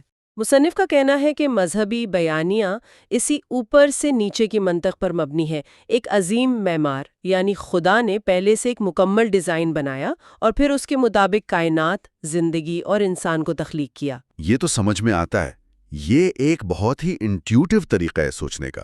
لیکن پھر یہ نیچے سے اوپر کا تصور کیا ہے؟ کتاب میں دیمک کے گھروندے کی ایک حیرت انگیز مثال دی گئی ہے جسے ٹرمائٹ ماؤنٹ کہتے ہیں۔ ہاں، یہ ساختیں ناقابل یقین حد تک پیچیدہ ہوتی ہیں۔ ان میں ہوا کی آمد و رفت کا نظام ہوتا ہے، درجہ حرارت کنٹرول ہوتا ہے۔ کچھ تو بارسلونا کے مشہور ساگرادا فیملیا چرچ کی طرح لگتی ہیں، لیکن کوئی آرکیٹیکٹ دیمک نہیں ہوتی، تو یہ بنتا کیسے ہے؟ یہی اس تصور کا سب سے دلچسپ اور غیر متوقع پہلو ہے۔ یہ کسی مرکزی منصوبے کے بغیر بنتا ہے۔ وہاں کوئی بادشاہ یا ملکہ دیمک نہیں ہوتی جو ہدایات دے رہی ہو۔ اس کے بجائے ہر ایک دیمک لاکھوں میں سے ہر ایک صرف چند بہت ہی سادہ مقامی اصولوں پر عمل کرتی ہے۔ ایک منٹ، مقامی اصولوں سے کیا مراد ہے؟ مقامی اصولوں کا مطلب ہے کہ ایک دیمک کو پورے گھروندے کے بارے میں کچھ نہیں معلوم۔ اسے یہ نہیں پتا کہ وہ کیا بنا رہی ہے۔ وہ صرف اپنے فوری ارد گرد کے ماحول پر رد عمل ظاہر کرتی ہے۔ اچھا، مثال کے طور پر ایک اصول یہ ہو سکتا ہے کہ اگر تمہیں مٹی کا ایک لقمہ ملے جس سے ایک خاص قسم کا کیمیکل جسے فیرومون کہتے ہیں خارج ہو رہا ہو، تو اپنا مٹی کا لقمہ اس کے اوپر رکھ دو۔ بس اتنا سادہ اصول۔ صرف اتنا؟ تو آپ کہہ رہی ہیں کہ لاکھوں دیمکیں صرف اس ایک سادہ سے اصول پر عمل کر کے اتنی پیچیدہ عمارت کھڑی کر دیتی ہیں۔ یہ کیسے ممکن ہے؟ یہی ایمرجنس یا ظہور کا کمال ہے۔ جب ایک دیمک مٹی کا لقمہ رکھتی ہے تو اس سے بھی وہی کیمیکل نکلتا ہے جو دوسری دیمکوں کو اپنی طرف متوجہ کرتا ہے۔ اس طرح آہستہ آہستہ ستون بننا شروع ہو جاتے ہیں۔ پھر شاید ایک اور اصول ہو کہ اگر دو ستون ایک دوسرے کے قریب آ جائیں تو ان کے درمیان ایک محراب بنا دو۔ تو کوئی بھی دیمک یہ نہیں سوچ رہی کہ میں ایک شاہی کمرہ بنا رہی ہوں یا یہ ہوا کی نالی ہے۔ بالکل نہیں، وہ صرف اپنے مقامی اصولوں پر عمل کر رہی ہیں اور ان لاکھوں انفرادی سادہ اعمال کے مجموعے سے پیچیدگی خود بخود ابھرتی ہے۔ سائنسی وضاحتیں اکثر اسی طرح کام کرتی ہیں، مطلب سادہ شروعات سے پیچیدہ نتائج تک۔ یہ تو واقعی حیران کن ہے۔ لیکن ٹھیک ہے، یہ تو دیمک کی بات ہے۔ مصنف اس اصول کو ہم انسانوں پر کیسے لاگو کرتا ہے؟ کتاب میں JBS ہیلڈین کا وہ مشہور قول ہے جو انہوں نے ایک خاتون سے کہا تھا، لیکن میڈم یہ کام تو آپ نے خود کیا ہے اور اس میں صرف 9 ماہ لگے۔ جی، وہ ایک بچے کی نشوونما کی بات کر رہے تھے۔ بالکل۔ اور یہ اس تصور کا سب سے طاقتور ثبوت ہے۔ ایک بچے کی رحم مادر میں نشوونما ایک بہترین نیچے سے اوپر کا عمل ہے۔ وہاں کوئی بلو پرنٹ یا نقشہ نہیں ہوتا جسے دیکھ کر خلیے یعنی سیلز جسم بنا رہے ہوں۔ یا مجھے ایک سوال پوچھنا ہے۔ ہم تو ہمیشہ سے سنتے آئے ہیں کہ DNA زندگی کا بلو پرنٹ ہے۔ اگر یہ بلو پرنٹ نہیں تو پھر یہ اتنا اہم کیوں ہے؟ ان دونوں میں بنیادی فرق کیا ہے؟ یہ ایک بہت اہم نکتہ ہے اور ایک عام غلط فہمی بھی ہے۔ DNA بلو پرنٹ سے زیادہ ایک ترکیب کی کتاب یا ریسیپی بک کی طرح ہے۔ اچھا۔ ایک بلو پرنٹ آپ کو حتمی نتیجے کی تصویر دکھاتا ہے نا، ایک گھر کا نقشہ، لیکن ایک ترکیب کی کتاب آپ کو مرحلہ وار ہدایات دیتی ہے۔ پہلے یہ کرو، پھر وہ کرو۔ ٹھیک ہے۔ DNA بھی خلیوں کو مقامی اصول فراہم کرتا ہے۔ ایک واحد بارور بیضہ فرٹیلائزڈ ایگ تقسیم ہونا شروع ہوتا ہے۔ ہر نیا خلیہ اپنی DNA کو پڑھتا ہے، لیکن وہ یہ بھی دیکھتا ہے کہ اس کے پڑوسی خلیے کیا کر رہے ہیں۔ ایک خلیے کے لیے ہدایت یہ ہو سکتی ہے کہ اگر تمہارے دائیں طرف کا خلیہ ایک خاص پروٹین بنائے تو تم تقسیم ہونا بند کر دو اور ایک پٹھے کا خلیہ بن جاؤ۔ تو ہر خلیہ صرف اپنے فوری ماحول کے مطابق فیصلے کر رہا ہے، اسے یہ نہیں معلوم کہ وہ ایک آنکھ بنا رہا ہے یا دل کا حصہ ہے؟ بالکل، اور ان اربوں مقامی تعاملات لوکل انٹریکشن سے بلاسٹیولا اور گیسٹرولا جیسی ابتدائی ساختیں بنتی ہیں، پھر اعضاء بنتے ہیں اور آخر میں ایک مکمل بچہ۔ یہ سب بغیر کسی مرکزی کمانڈ کے ہوتا ہے۔ کتاب میں کمپیوٹر سمیولیشنز کی مثالیں بھی دی گئی ہیں، جیسے کریگ رینولڈز کا بوائڈز پروگرام۔ جی، وہ پرندوں کے غول والا پروگرام۔ ہاں، اس نے یہ کیسے ثابت کیا؟ رینالڈس نے پرندوں کے ایک پورے غول کی پیچیدہ پرواز کا پروگرام بنانے کی کوشش نہیں کی۔ اس نے صرف ایک بوئڈ یعنی ایک ڈیجیٹل پرندے کے لیے 3 بہت سادہ اصول لکھے۔ پہلا، اپنے پڑوسیوں سے ٹکراؤ مت۔ دوسرا، ان کی اوسط رفتار سے اڑو۔ اور تیسرا، ان کی اوسط سمت کی طرف بڑھو۔ بس یہ 3 اصول؟ جی، صرف یہ 3۔ پھر اس نے سینکڑوں بوئڈز کو ان اصولوں کے ساتھ کمپیوٹر میں چھوڑ دیا اور نتیجہ یہ نکلا کہ انہوں نے بالکل حقیقی پرندوں کے غول کی طرح ناقابل یقین حد تک پیچیدہ، منظم اور ہم آہنگ پرواز کی۔ زبردست۔ غول کا وہ خوبصورت رویہ انفرادی اصولوں سے ابھرا تھا، کسی نے انہیں حکم نہیں دیا تھا۔ یہ خود کو منظم کرنے والا نظام تو حیرت انگیز ہے، لیکن یہ کامل نہیں ہو سکتا۔ یقیناً کچھ ترکیب کی کتابیں یعنی ڈی این اے دوسروں سے بہتر ہوں گی۔ کیا ارتقاء کا کردار وہیں سے شروع ہوتا ہے، یہ فیصلہ کرنا کہ کون سی ترکیب اگلی نسل میں جائے گی؟ آپ نے بالکل صحیح نقطہ پکڑا ہے۔ یہی وہ جگہ ہے جہاں قدرتی انتخاب یعنی نیچرل سلیکشن اپنا کردار ادا کرتا ہے۔ ڈی این اے کی اس ترکیب کی کتاب میں کبھی کبھار بے رتیب تبدیلیاں یعنی میوٹیشنز آ جاتی ہیں۔ اچھا۔ یہ ایک چھوٹی سی تبدیلی نشو و نما کے کسی مقامی اصول کو تھوڑا سا بدل سکتی ہے۔ ہو سکتا ہے اس تبدیلی کی وجہ سے چیتا تھوڑا تیز بھاگ سکے یا گلاب کا کانٹا تھوڑا زیادہ نوکیلا ہو جائے۔ اور جو تبدیلیاں اس جاندار کو اپنے ماحول میں زندہ رہنے اور نسل بڑھانے میں زیادہ مدد دیتی ہیں، وہ اگلی نسلوں میں زیادہ عام ہو جاتی ہیں۔ بالکل۔ لاکھوں سالوں کے دوران قدرتی انتخاب ایک طرح سے ان ترکیب کی کتابوں کی ایڈیٹنگ کرتا رہتا ہے۔ وہ ان اصولوں کو منتخب کرتا ہے جو بہتر جسم بناتے ہیں۔ تو یہ نیچے سے اوپر کا عمل ہے جس کی نگرانی قدرتی انتخاب کرتا ہے، اور یہ مل کر ڈیزائن کا ایک طاقتور تاثر پیدا کرتا ہے۔ لیکن یہاں کوئی پیشگی سوچ رکھنے والا معمار نہیں ہے، صرف ایک غیر جانبدار عمل ہے جو وقت کے ساتھ ساتھ بہتر سے بہتر اصولوں کو چھانٹتا رہتا ہے۔ ٹھیک ہے، حیاتیات میں نیچے سے اوپر کی وضاحت کا یہ تصور بہت طاقتور ہے، لیکن اب کتاب ایک بہت بڑا اور متنازع قدم اٹھاتی ہے۔ وہ اسی استدلال کو انسانی نفسیات، خاص طور پر مذہب اور اخلاقیات پر لاگو کرتی ہے۔ یہ ایک بہت بڑا دعویٰ ہے نا؟ بہت بڑا۔ مصنف کا پہلا سوال یہ ہے کہ کیا ہم مذہبی ہونے کے لیے ارتقاء پذیر ہوئے؟ اور مصنف کا استدلال یہ ہے کہ نہیں، ہم خاص طور پر مذہبی ہونے کے لیے ارتقاء پذیر نہیں ہوئے، بلکہ مذہب ان دیگر ذہنی خصوصیات کا ایک ضمنی نتیجہ، ایک بائی پروڈکٹ ہے جو بقا کے لیے فائدہ مند تھی۔ ایک منٹ، ایک ضمنی نتیجہ جیسے کوئی سائیڈ ایفیکٹ؟ یوں سمجھ لیں۔ یہ تو مذہب کے کردار کو بہت کمزور کرنے والی بات لگتی ہے۔ بہت سے لوگ کہیں گے کہ مذہب سماجی ہم آہنگی پیدا کرتا ہے، لوگوں کو زندگی کا مقصد فراہم کرتا ہے۔ کیا اسے صرف ایک ارتقائی غلطی یا ضمنی اثر کہنا اس کے حقیقی کردار کو نظر انداز نہیں کرتا؟ یہ ایک بہت جائز سوال ہے، اور مصنف بھی تسلیم کرتا ہے کہ مذہب کے سماجی فوائد ہو سکتے ہیں، جیسے گروہی یکجہتی، لیکن اس کا بنیادی استدلال یہ ہے کہ مذہب کی ابتدا ان فوائد کی وجہ سے نہیں ہوئی، بلکہ یہ ہمارے دماغ کی کچھ بنیادی وائرنگ کا نتیجہ ہے۔ اچھا۔ اس کا مطلب یہ نہیں کہ خدا موجود ہے، بلکہ یہ کہ ہمارا دماغ اس طرح سے بنا ہے کہ وہ ایسی چیزوں پر یقین کرنے پر مائل ہے جو شاید موجود نہ ہوں، کیونکہ ماضی میں یہ رجحان جان بچانے میں مددگار ثابت ہوتا تھا۔ کتاب میں اس کی وضاحت کے لیے گھاس میں شیر والی مثال دی گئی ہے۔ ہاں، وہ بہت دلچسپ ہے۔ تصور کریں کہ آپ قدیم افریقہ کے میدانوں میں ہمارے آباء و اجداد میں سے ایک ہیں۔ آپ کو گھاس میں کچھ سرسراہٹ سنائی دیتی ہے۔ ٹھیک ہے۔ اب آپ کے پاس 2 ممکنہ غلطیاں ہیں۔ پہلی غلطی، جسے فالس پازیٹیو کہتے ہیں، یہ ہے کہ آپ سمجھیں کہ وہاں شیر ہے جبکہ وہ صرف ہوا تھی۔ اس کا نقصان کیا ہے؟ آپ نے تھوڑی توانائی ضائع کی، آپ بھاگے اور شاید آپ کو تھوڑی شرمندگی ہوئی۔ لیکن آپ زندہ رہیں۔ بالکل، لیکن دوسری غلطی جان لیوا ہو سکتی ہے۔ False negative. جی، فالس نیگیٹو، یہ کہ آپ سمجھیں کہ یہ صرف ہوا ہے جبکہ وہاں واقعی ایک شیر تھا۔ اس غلطی کی قیمت آپ کی جان ہے۔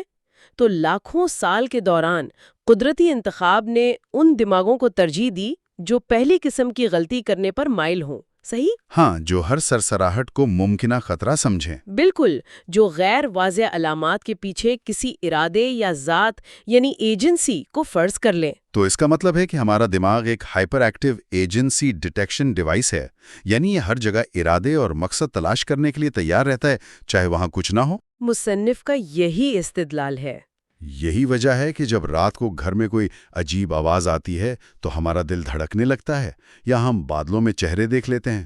بالکل، ہمارا دماغ پیٹرن ڈھونڈنے والی مشین ہے اور یہ بقا کے لیے بہت اچھا ہے، لیکن اس کا ضمنی اثر یہ ہے کہ یہ ہمیں توہم پرستی کا شکار بناتا ہے۔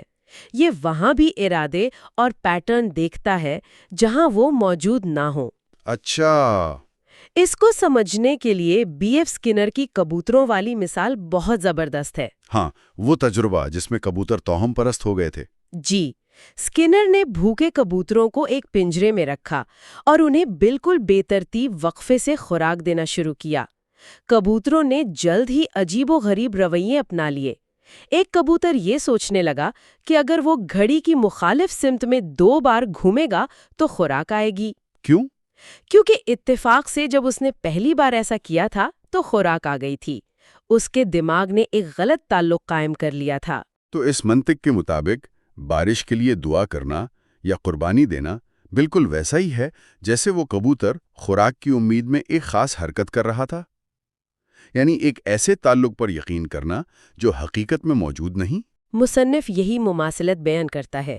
اگر کوئی قبیلہ خشک سالی کے دوران روزانہ بارش کی رسم ادا کرتا ہے اور آخرکار بارش ہو ہی جاتی ہے، جو کہ کبھی نہ کبھی ہونی ہی تھی، تو ان کا دماغ اس غلط تعلق کو مضبوط کر لیتا ہے کہ ہماری رسم نے کام کیا۔ اور یہ تجربہ کرنا بہت مشکل ہے کہ اگر وہ رسم ادا نہ کرتے تو کیا ہوتا۔ ناممکن ہے۔ ایک اور اہم ضمنی نتیجہ جس کا کتاب میں ذکر ہے وہ بچوں کا اپنے والدین اور بزرگوں پر آنکھیں بند کر کے یقین کرنے کا رجحان ہے۔ یہ تو سمجھ میں آتا ہے، بقا کے لیے یہ بہت ضروری ہے۔ ایک بچہ خود سے یہ نہیں سیکھ سکتا کہ آگ خطرناک ہے یا کچھ پودے زہریلے ہیں، اسے اپنے بڑوں پر بھروسہ کرنا ہی پڑتا ہے۔ جی، یہ ایک بنیادی بقائی حکمت عملی ہے۔ قدرتی انتخاب نے ان بچوں کے دماغوں کو ترجیح دی جو بغیر سوال کیے اپنے بزرگوں کی ہدایات مان لیں۔ اس سانپ سے دور رہو یا یہ بیریاں مت کھانا، یہ وہ ہدایات ہیں جن پر فوری عمل زندگی اور موت کا معاملہ ہو سکتا ہے۔ لیکن اس کا ایک دوسرا پہلو بھی ہے۔ ایک بچہ جو اپنے والدین پر زہریلی بیریوں کے بارے میں بھروسہ کرتا ہے، وہ ان پر اس بارے میں بھی بھروسہ کرے گا کہ کون سے دیوتا سچے ہیں، کون سی رسومات ضروری ہیں اور دوسرے قبیلے کے لوگ برے ہیں۔ بالکل۔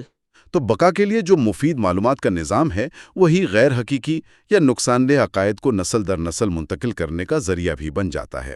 دراصل مصنف کے مطابق مذہب بچپن کی اسی ضروری سادگی اور یقین کرنے کی صلاحیت کے ایک طاقتور ضمنی نتیجے کے طور پر قائم رہتا اور پھیلتا ہے۔ ٹھیک ہے، یہ مذہب کی ارتقائی جڑوں کے بارے میں ایک ممکنہ وضاحت ہے، لیکن اب اس سے بھی بڑا سوال آتا ہے: اخلاقیات، اچھا یا نیک ہونا۔ روایتی طور پر یہ سمجھا جاتا ہے کہ اخلاقیات کا سرچشمہ خدا ہے۔ اگر مذہب ایک ضمنی نتیجہ ہے تو پھر اچھے ہونے کی بنیاد کیا ہے؟ کتاب کا استدلال ہے کہ اخلاقیات کی جڑیں بھی ارتقاء میں ہیں اور اس کی وضاحت کے لیے کسی خدائی حکم کی ضرورت نہیں ہے۔ اس کی بنیاد میں 2 اہم تصورات ہیں۔ پہلا ہے کن سلیکشن، یعنی رشتہ داروں کا انتخاب، یعنی اپنے خاندان اور رشتہ داروں کے ساتھ اچھا سلوک کرنا۔ لیکن اس کی ارتقائی وجہ کیا ہے؟ وجہ آپ کے جینز ہیں۔ آپ اپنے بہن بھائیوں کے ساتھ 50% جینز کا اشتراک کرتے ہیں، اپنے کزن کے ساتھ 12.5% وغیرہ۔ ارتقائی نقطہ نظر سے ایک جاندار کا مقصد اپنے جینز کو اگلی نسل میں منتقل کرنا ہے۔ صحیح۔ اگر آپ اپنے بھائی کی جان بچانے کے لیے اپنی جان خطرے میں ڈالتے ہیں تو آپ بالواسطہ طور پر اپنے 50% جینز کو بچا رہے ہیں جو آپ کے بھائی میں موجود ہیں۔ تو جب میں اپنے خاندان والوں کی مدد کرتا ہوں تو یہ ایک طرح کی جینیاتی خود غرضی ہے۔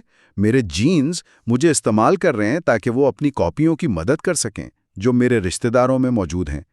یہ تو ایثار اور قربانی کے تصور کو بہت سرد اور میکینکی بنا دیتا ہے نا؟ یہ ایک نقطہ نظر ہو سکتا ہے، لیکن یہ اس رویے کی حیاتیاتی بنیاد کی وضاحت کرتا ہے۔ یہ بتاتا ہے کہ ایثار کا جذبہ قدرتی طور پر کیسے پیدا ہو سکتا ہے، لیکن یہ پوری کہانی نہیں ہے۔ دوسرا اور شاید اس سے بھی زیادہ اہم تصور ریسیپروکل آلٹروئزم یعنی باہمی ایثار کا ہے۔ تم میری پیٹھ کھجاؤ میں تمہاری کھجاؤں والا اصول۔ بالکل وہی۔ یہ اصول ان چھوٹے مستحکم گروہوں میں بہت اہم تھا جن میں ہمارے آباء و اجداد رہتے تھے، جہاں ہر کوئی ہر کسی کو جانتا تھا اور لوگوں کا روز ایک دوسرے سے واسطہ پڑتا تھا۔ ٹھیک ہے۔ اس ماحول میں اگر آپ کسی کی مدد کرتے ہیں تو آپ کو یہ امید ہوتی ہے کہ جب آپ کو ضرورت پڑے گی تو وہ بھی آپ کی مدد کرے گا۔ اور جو شخص دھوکہ دیتا تھا یا مدد نہیں کرتا تھا اس کی ساخت خراب ہو جاتی تھی، اور مستقبل میں کوئی اس کی مدد نہیں کرتا تھا، جس سے اس کے زندہ رہنے کے امکانات کم ہو جاتے تھے۔ ٹھیک کہا۔ اس ماحول میں ایک قابل اعتماد اور تعاون کرنے والے شخص کے طور پر شہرت رکھنا ایک بہترین بقائی حکمت عملی تھی۔ شک کی صورت میں اچھا سلوک کرو ایک بہت مفید اصول بن گیا۔ دھوکہ دہی سے شاید قلیل مدتی فائدہ ہو، لیکن طویل مدتی تعاون کے فوائد کہیں زیادہ تھے۔ یہ تو کمال کی بات ہے۔ یعنی آج جب ہم کسی کے ساتھ اچھا سلوک کرتے ہیں تو یہ صرف ہماری تہذیب یا سکھائے گئے اصول نہیں، بلکہ ہمارے اندر لاکھوں سال پرانی بقا کی ایک جبلت بول رہی ہے جو کہتی ہے تعاون کرو، زندہ رہو۔ جی۔ تو ہمارے اندر ہمدردی، انصاف، شکر گزاری اور یہاں تک کہ جرم کا احساس، یہ سب وہ نفسیاتی اوزار ہیں جو ارتقاء نے ہمیں باہمی ایثار کو ممکن بنانے کے لیے دیے ہیں۔ مصنف کا یہی استدلال ہے۔ یہ جذبات وہ اندرونی مشینری ہیں جو ہمیں اس سماجی حساب کتاب کو چلانے میں مدد دیتی ہیں۔ جرم کا احساس ہمیں دھوکہ دینے سے روکتا ہے۔ شکر گزاری کا احساس ہمیں دوسروں کے احسانات کو یاد رکھنے اور واپس کرنے پر مجبور کرتا ہے۔ یہ ہمارے صحیح اور غلط کے احساس کی جڑیں ہیں۔ لیکن اور مصنف اس بات پر بہت زور دیتا ہے، یہ صرف نقطۂ آغاز ہیں۔ یعنی ہماری بنیادی وائرنگ ہے لیکن مکمل اخلاقی نظام نہیں۔ جی بالکل، یہ ارتقائی رجحانات صرف ایک بنیاد فراہم کرتے ہیں۔ ان پر بعد میں ہماری ثقافت، ہمارے قوانین اور ہماری فلسفیانہ سوچ غالب آ جاتی ہے۔ ہمارا اخلاقی دائرہ اب صرف ہمارے قبیلے تک محدود نہیں بلکہ پوری انسانیت تک پھیل گیا ہے، جو کہ خالص ڈاروینی منطق سے آگے کی بات ہے۔ صحیح۔ لیکن اہم نقطہ یہ ہے کہ اچھائی کی بنیادی جبلت کی وضاحت کے لیے کسی خدائی وجود کی ضرورت نہیں ہے۔ اس کی جڑیں ایک سماجی جانور کے طور پر تعاون کرنے والے ارتقائی دباؤ میں مل سکتی ہیں۔ ہم نے آج بہت گہرے موضوعات پر بات کی ہے، دیمک کے گھروندے سے لے کر ایک بچے کی نشوونما تک، اور پھر وہاں سے مذہب اور اخلاقیات کی ممکنہ ارتقائی جڑوں تک کا سفر کیا۔ جی، ہم نے مصنف کے اس مرکزی استدلال کا جائزہ لیا ہے کہ کس طرح نیچے سے اوپر کی سائنسی وضاحتیں جو سادہ مقامی اصولوں سے پیچیدگی کو ابھرتا ہوا دکھاتی ہیں، آہستہ آہستہ پرانی اوپر سے نیچے کی مذہبی وضاحتوں کی جگہ لے رہی ہیں، جہاں ہر چیز ایک مرکزی ڈیزائنر کا منصوبہ ہے۔ اور یہ فریم ورک صرف حیاتیات پر ہی نہیں بلکہ ہمارے پیچیدہ انسانی رویوں کو سمجھنے پر بھی لاگو کیا جا سکتا ہے۔ بالکل۔ اگلے اور آخری حصے میں ہم یہ دریافت کریں گے کہ سائنس کس طرح ہمت اور فکری آزادی فراہم کرتی ہے، اور کتاب کے اختتامی دلائل کا جائزہ لیں گے۔ حصہ چہارم میں ہم اس بات کا جائزہ لیں گے کہ مذہب کے بغیر اخلاقیات کیسے وجود میں آ سکتی ہیں، اور یہ دریافت کریں گے کہ کیا اخلاقی رویے کے لیے مقدس کتابیں ضروری ہیں۔ جی بالکل۔ حصہ سوم میں ہم نے جائزہ لیا تھا کہ مذہبی رجحانات اور اخلاقی رویے قدرتی عوامل کے ذریعے کیسے ارتقا پذیر ہوئے ہوں گے۔ اب ہم اس ارتقائی ڈھانچے کے اخلاقی مضمرات کی طرف بڑھتے ہیں۔ صحیح، یعنی یہ دیکھتے ہیں کہ اس کے ہماری اچھائی اور برائی کی سمجھ پر کیا اثرات مرتب ہوتے ہیں۔ بالکل۔ تو آئیے اس بنیادی سوال سے شروع کرتے ہیں جس کا سامنا بہت سے لوگوں کو ہوتا ہے۔ کیا اچھا بننے کے لیے ہمیں خدا کی ضرورت ہے؟ مطلب یہ خیال اتنا عام کیوں ہے کہ ایک اخلاقی انسان ہونے کے لیے خدا پر ایمان لانا لازمی ہے؟ اور یہ صرف کوئی فلسفیانہ بحث نہیں ہے، اس کے حقیقی دنیا میں بھی اثرات نظر آتے ہیں۔ ہاں، جیسے 2016 میں امریکہ کی سیاسی مہم کے دوران ایک مثال ہے، ڈیموکریٹک پارٹی کے ایک عہدیدار تھے بریڈ مارشل۔ انہوں نے برنی سینڈرز کی ساخت کو نقصان پہنچانے کی کوشش کی، صرف اس شک پر کہ وہ شاید ملحد ہیں۔ بالکل، ان کا خیال تھا کہ ووٹرز شاید ایک یہودی امیدوار کو تو قبول کر لیں لیکن ایک ملحد کو کبھی ووٹ نہیں دیں گے، اور سروے بھی یہی دکھاتے ہیں کہ لوگ کسی بھی دوسرے عقیدے کے امیدوار کو ایک ملحد پر ترجیح دیتے ہیں۔ تو اس سوچ کے پیچھے کیا ہے؟ کتاب میں اس کی کیا وجوہات بتائی گئی ہیں؟ دیکھیں، کتاب میں اس کی دو بڑی وجوہات بیان کی گئی ہیں۔ پہلی تو یہ کہ مقدس کتابیں جیسے بائبل یا قرآن ہمیں اچھائی اور برائی کے اصول سکھاتی ہیں، اور دوسری وجہ وہ ذرا دلچسپ ہے، جسے مصنف نے آسمان میں عظیم جاسوس کیمرہ کا نظریہ کہا ہے۔ آسمان میں عظیم جاسوس کیمرہ؟ یہ تو سننے میں کسی جاسوسی فلم کا نام لگ رہا ہے۔ اس کا کیا مطلب ہے؟ ہاں نہیں، اس کا مطلب بہت سادہ ہے۔ یہ نظریہ کہتا ہے کہ لوگ اس لیے اچھا برتاؤ کرتے ہیں کیونکہ انہیں یقین ہوتا ہے کہ خدا ہر وقت انہیں دیکھ رہا ہے۔ اچھا، جیسے دکان میں لگا CCTV کیمرہ لوگوں کو چوری سے روکتا ہے؟ بالکل وہی بات۔ جیسے کیمرے کا خوف لوگوں کو چوری سے روکتا ہے، ویسے ہی خدا کے ہر وقت دیکھنے کا خوف لوگوں کو گناہ سے باز رکھتا ہے۔ اور اس خیال کی حمایت میں ایک بہت مشہور سائنسی تجربہ بھی ہے۔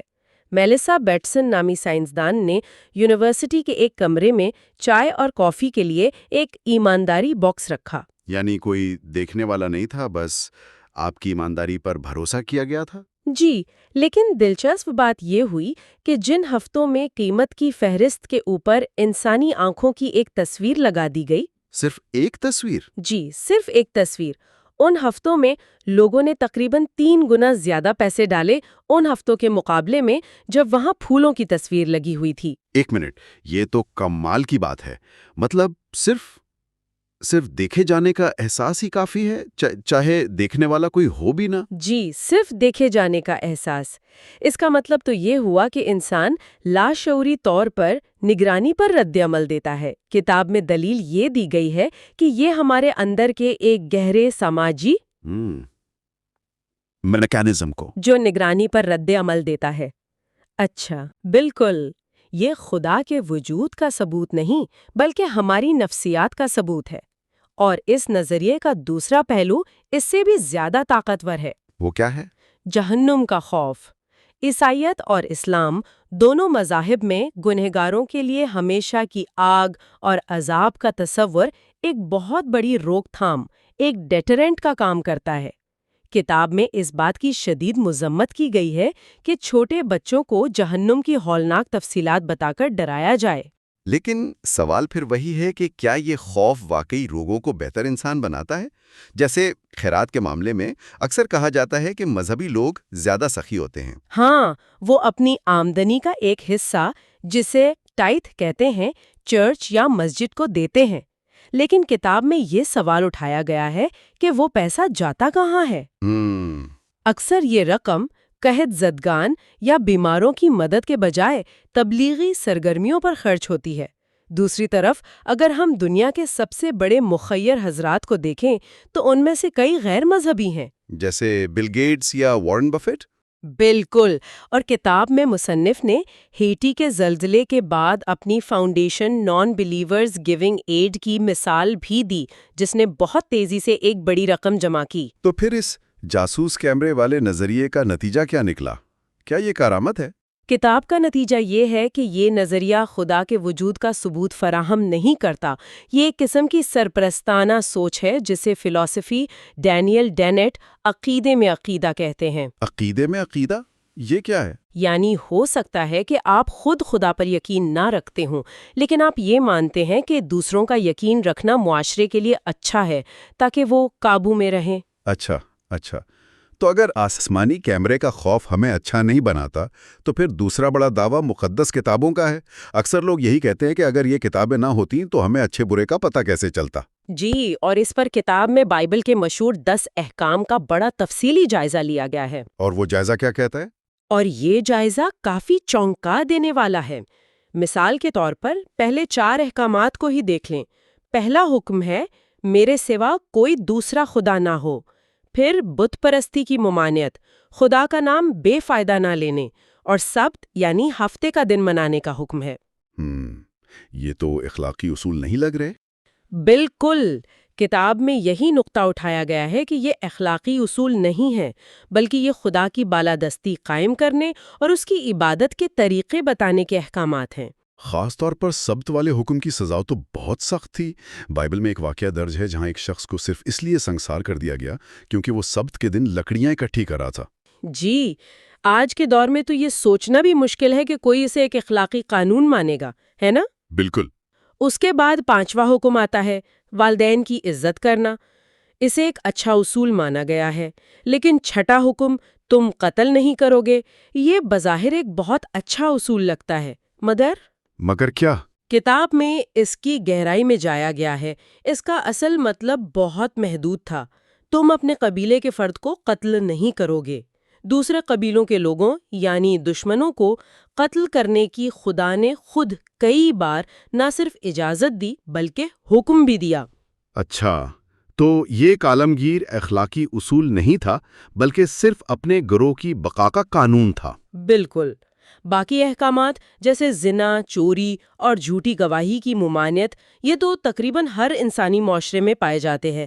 ان کے لیے شاید پتھر کی تختیوں کی ضرورت نہیں تھی۔ لیکن 10ویں حکم پر کتاب میں خاصی تنقید کی گئی ہے۔ ہاں، 10واں حکم کہتا ہے اپنے پڑوسی کے گھر کا لالچ نہ کرنا، اس کی بیوی، اس کے نوکر، اس کی نوکرانی، اس کے بیل یا اس کے گدھے کا لالچ نہ کرنا۔ اس میں کیا مسئلہ ہے؟ مسئلہ یہ ہے کہ یہاں بیوی کو پڑوسی کی ذاتی ملکیت کی فہرست میں شامل کیا گیا ہے، بالکل اس کے بیل یا گدھے کی طرح۔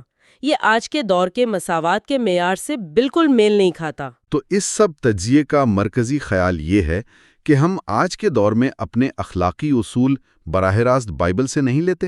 ہم اس میں سے اپنی پسند کی چیزیں چنتے ہیں، جیسے ہم حضرت عیسیٰ کے سنہرے اصول یعنی گولڈن رول کو اپناتے ہیں کہ دوسروں کے ساتھ ویسا ہی سلوک کرو جیسا تم چاہتے ہو کہ وہ تمہارے ساتھ کریں۔ یہ ایک بہترین اصول ہے۔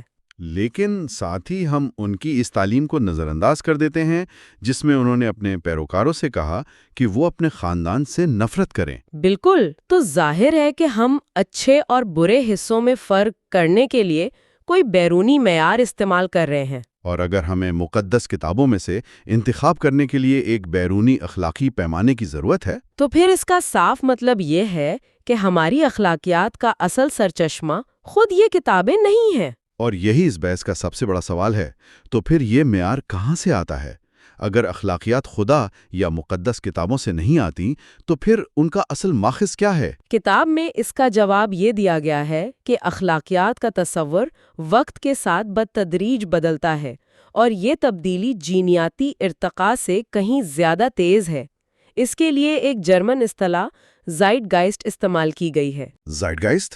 اس کا کیا مطلب ہے؟ اس کا مطلب ہے روح اثر یا وقت کا مزاج۔ یہ ایسا ہے جیسے کوئی چیز فضا میں ہو جو ہماری اجتماعی سوچ کو بدل دیتی ہے۔ اس کی کوئی تاریخی مثال دے سکتی ہیں؟ بہت واضح مثالیں ہیں۔ غلامی کو ہی لے لیں۔ 200 سال پہلے تھامس جیفرسن اور جارج واشنگٹن جیسے عظیم لوگ بھی غلام رکھتے تھے اور اسے بالکل معمول کی بات سمجھتے تھے۔ بائبل میں بھی کئی جگہ غلامی کی حمایت میں حوالے موجود ہیں۔ اور آج پوری دنیا میں غلامی کو ایک گھناؤنا جرم سمجھا جاتا ہے۔ جی، یہ ہماری روح اثر کی ایک بہت بڑی تبدیلی ہے۔ اسی طرح نسل پرستی کو دیکھ لیں۔ 1871 میں ٹی ایچ ہکسلے جیسے روشن خیال مفکر جو ڈارون کے سب سے بڑے حامی تھے، یہ سمجھتے تھے کہ افریقی نسل ذہنی طور پر سفید فوموں سے کمتر ہے۔ اور یہ اس وقت کا عام سائنسی نظریہ تھا۔ بالکل، لیکن آج یہ بات ناقابل تصور ہے۔ ماہر نفسیات سٹیون پنکر نے اپنی کتاب the better angels of our nature میں ہزاروں سال کے اعداد و شمار سے یہ ثابت کیا ہے کہ انسانیت مجموعی طور پر کم متشدد اور زیادہ مہذب ہو رہی ہے، اور یہ تبدیلی کسی ایک مذہب کی وجہ سے نہیں آئی۔ تو یہ روح اثر بدلتی کیسے ہے؟ اگر یہ مقدس کتابوں سے نہیں آتی تو اس کا انجن کیا ہے؟ کتاب کے مطابق اس کا انجن ہے عام گفتگو، مباحثے، کتابیں، پارلیمنٹ میں بننے والے قانون، عدالتوں کے فیصلے اور اخلاقی فلسفے جیسے علمی کام۔ یہ ایک سست اور بتدریج عمل ہے۔ اچھا، اخلاقی فلسفے کا ذکر ہوا، اس میں کیا نظریات ہیں؟ دیکھیں، بنیادی طور پر دو بڑے مکتب فکر ہیں۔ ایک ہے مطلقیت پسند یا ایبسولوٹسٹ۔ یہ وہ لوگ ہیں جو مانتے ہیں کہ کچھ چیزیں مطلق طور پر صحیح یا غلط ہوتی ہیں، چاہے ان کا نتیجہ کچھ بھی نکلے۔ جیسے جھوٹ بولنا ہمیشہ غلط ہے۔ بالکل، ان کے اصول اکثر مقدس کتابوں یا کسی غیر متغیر قانون پر مبنی ہوتے ہیں۔ اور دوسرا گروہ نتیجہ خیزیت پسند یا کنسیکوینشلسٹ کہلاتا ہے۔ یہ کہتے ہیں کہ کوئی عمل خود صحیح یا غلط نہیں ہوتا، بلکہ اس کے نتائج اسے اچھا یا برا بناتے ہیں۔ ان کے نزدیک سب سے اہم چیز تکلیف یعنی سفرنگ کو کم کرنا ہے۔ یعنی ایک گروہ اصولوں کو دیکھتا ہے اور دوسرا نتائج کو۔ اس کو سمجھنے کے لیے کتاب میں کوئی مثال دی گئی ہے؟ جی، اسقاط حمل یعنی ابورشن کے حساس موضوع پر ایبی اور کونی کے درمیان ایک فرضی گفتگو ہے۔ ایبی مطلقیت پسند ہے۔ وہ کہتی ہے کہ انسانی زندگی حمل ٹھہرتے ہی شروع ہو جاتی ہے، اس لیے اسقاط حمل ہر حال میں قتل اور غلط ہے۔ یہ ایک مطلق اصول ہو گیا۔ جی، جبکہ کونی جو نتیجہ خیزیت پسند ہے، وہ پوچھتی ہے کہ کیا چند خلیوں پر مشتمل جنین تکلیف محسوس کر سکتا ہے؟ اس کے نزدیک اخلاقی سوال یہ ہے کہ تکلیف کون محسوس کر رہا ہے؟ اگر جنین میں تکلیف محسوس کرنے کی صلاحیت نہیں تو اس کا اسقاط کرنا اخلاقی طور پر ایک بالغ انسان کو مارنے کے برابر نہیں۔ یہ ایک بہت گہری بحث ہے، لیکن یہ فلسفہ تو کافی بعد میں آیا۔ کیا اچھائی اور اخلاقیات کی اس سے بھی زیادہ گہری کوئی حیاتیاتی بنیاد ہے؟ کیا یہ ہمارے ارتقاء کا حصہ ہے؟ کتاب کے مطابق بالکل ہے، اور اس کی دو بنیادی ارتقائی وضاحتیں پیش کی گئی ہیں۔ پہلی ہے رشتہ داروں کا انتخاب یا کن سلیکشن۔ کن سلیکشن، یہ کیا چیز ہے؟ یہ نظریہ کہتا ہے کہ وہ جینز زیادہ کامیاب ہوتی ہیں جو اپنے جیسی دوسری کاپیوں کی مدد کریں۔ چونکہ ہمارے قریبی رشتہ داروں میں ہماری بہت سی جینز مشترک ہوتی ہیں، جیسے بچوں اور بہن بھائیوں میں 50%، بھتیجوں میں 25%۔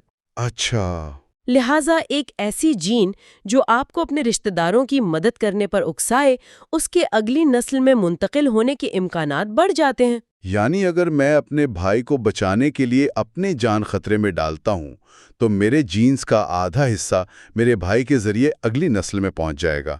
تو ایک طرح سے میرے جینز خود کو بچا رہے ہیں، صرف مجھے نہیں۔ آپ نے بالکل صحیح سمجھا۔ یہ ایک لاشعوری اصول پر کام کرتا ہے۔ ابتدائی انسانی معاشروں میں جب لوگ چھوٹے قبیلوں میں رہتے تھے اور تقریباً سبھی ایک دوسرے کے قریبی رشتہ دار تھے، تو سب کے ساتھ اچھا سلوک کرو کا اصول ارتقائی طور پر بہت فائدہ مند تھا۔ یہ تو بہت دلچسپ ہے۔ اور دوسری ارتقائی وضاحت کیا ہے؟ وہ ہے باہمی امداد یا ریسیپریکل آلٹروئزم۔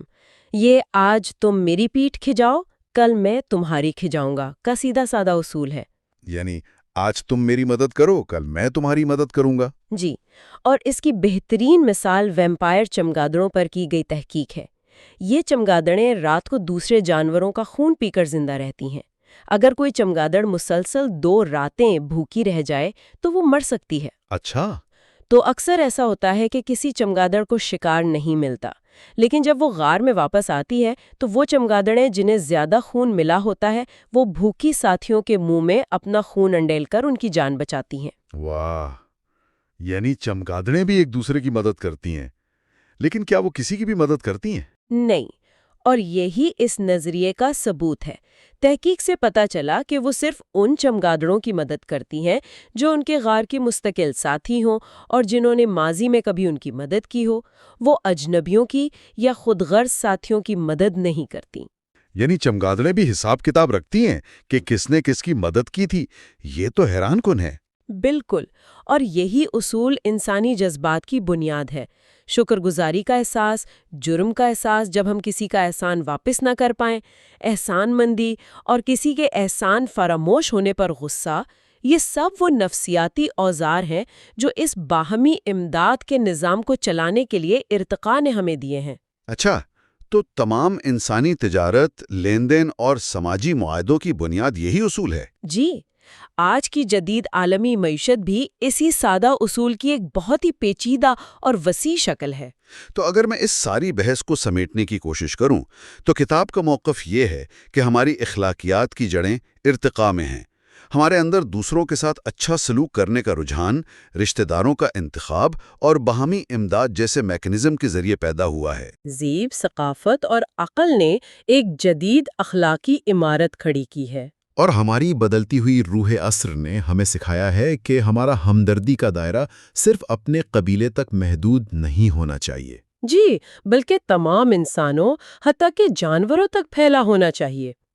تو خلاصہ یہ ہے کہ اچھائی ہمارے جینز میں لکھی ہے اور ہماری تہذیب نے اسے مزید نکھارا ہے۔ ہمیں اچھا بننے کے لیے کسی آسمانی کتاب یا نگرانی کی ضرورت نہیں۔ کیونکہ اخلاقیات کا کمپاس ہمارے اندر ہی موجود ہے، جو لاکھوں سال کے ارتقاء اور ہزاروں سال کی تہذیب کا نتیجہ ہے۔ بالکل، کتاب میں یہی دلیل دی گئی ہے کہ ہماری اخلاقی حس ہمارے ارتقائی ماضی سے پیدا ہوئی ہے اور اس سے بدلتی ہوئی سماجی اقدار نے مزید بہتر بنایا ہے، اور یہ اخلاقیات اکثر مقدس کتابوں میں بیان کردہ قدیم اخلاقیات سے کہیں زیادہ ترقی یافتہ اور ہمدردانہ ہیں۔ یہ ایک بہت طاقتور خیال ہے۔ حصہ پنجم میں ہم صحیفوں کے تضادات، تاریخی دعووں اور مذہبی متون کے قابل اعتبار ہونے کا جائزہ لیں گے۔ پچھلی دفعہ ہم نے مذہب کے بغیر اخلاقیات کے کافی پیچیدہ سوال پر بات کی تھی۔ جی، وہ ایک بہت گہری گفتگو تھی۔ آج ہم ایک بالکل مختلف میدان میں قدم رکھ رہے ہیں۔ ہم مقدس صحیفوں کے تاریخی اور متنی اعتبار کا ایک تنقیدی جائزہ لیں گے اور مصنف کے تضادات اور اساطیری بیانیوں کے تجزیے کو کھوجیں گے، یعنی کیا یہ کتابیں وقت اور تاریخ کی کسوٹی پر پورا اترتی ہیں؟ بالکل۔ چوتھے حصے میں ہم نے دیکھا تھا کہ مصنف کا استدلال یہ تھا کہ اخلاقیات کے لیے مذہب ضروری نہیں ہے۔ تو اب سوال یہ پیدا ہوتا ہے کہ وہ مذہبی متون جو اکثر اخلاقیات کی بنیاد سمجھے جاتے ہیں، وہ خود کتنے مستند ہیں؟ صحیح۔ مصنف کا تجزیہ مکمل طور پر ان مذہبی کتابوں پر مبنی ہے، اور ہماری کوشش یہ ہوگی کہ ہم اس تجزیے کو غیر جانبداری اور تفصیل سے سامنے رکھیں۔ تو آئیے عہد زماں قدیم سے شروع کرتے ہیں۔ کتاب کا ایک بنیادی دعویٰ یہ ہے کہ ان کہانیوں کو تاریخ کے بجائے اساطیر اور داستانوں کے طور پر دیکھنا چاہیے، خاص طور پر تورات، یعنی پہلی 5 کتابیں جنہیں روایتی طور پر حضرت موسیٰ سے منسوب کیا جاتا ہے۔ کتاب کہتی ہے کہ انہیں چشمہ دید گواہوں نے نہیں لکھا۔ جی، اور یہ ایک بہت بڑا دعویٰ ہے۔ اس دعوے کی بنیاد ان تحریروں کے زمانے پر ہے۔ مصنف جدید بیبلی اسکالرشپ کا حوالہ دیتے ہوئے کہتا ہے کہ زیادہ تر عہد نامہ قدیم بابل کی جلاوطنی کے دوران لکھا گیا یا اس کے بعد۔ بابل کی جلاوطنی یعنی 6 صدی قبل مسیح کے آس پاس؟ بالکل۔ اب آپ سوچیں کہ یہ ان واقعات کے مثلاً حضرت ابراہیم یا حضرت موسیٰ کے زمانے کے صدیوں بعد کا دور ہے۔ صدیوں بعد؟ جی، اس طویل عرصے کے فاصلے کی وجہ سے مصنفین ان واقعات کے چشمدید گواہ تو ہو ہی نہیں سکتے تھے۔ اچھا، یہ تو منطقی بات ہے۔ تو اگر وہ چشمدید گواہ نہیں تھے تو اس سے متن کی ساکھ پر کیا فرق پڑتا ہے؟ اس سے ایک بہت اہم مسئلہ پیدا ہوتا ہے جسے انیکرونزم کہتے ہیں۔ انیکرونزم یعنی کسی کہانی میں ایسی چیز کا ذکر جو اس زمانے میں موجود ہی نہ ہو۔ یہ بالکل ایسا ہی ہے جیسے قدیم روم پر بنی کسی فلم میں کوئی کردار اسمارٹ فون استعمال کر رہا ہو۔ ہاں، صحیح۔ یہ ایک چھوٹا سا اشارہ ہوتا ہے کہ کہانی بعد میں لکھی گئی ہے۔ تو کیا کتاب میں ایسی کوئی واضح مثال دی گئی ہے، کوئی ایسا اسمارٹ فون جو قدیم کہانی میں نظر آ گیا ہو؟ ایک بہت ہی دلچسپ مثال کتاب پیدائش میں حضرت ابراہیم کے قصے میں اونٹوں کا ذکر ہے۔ اونٹ؟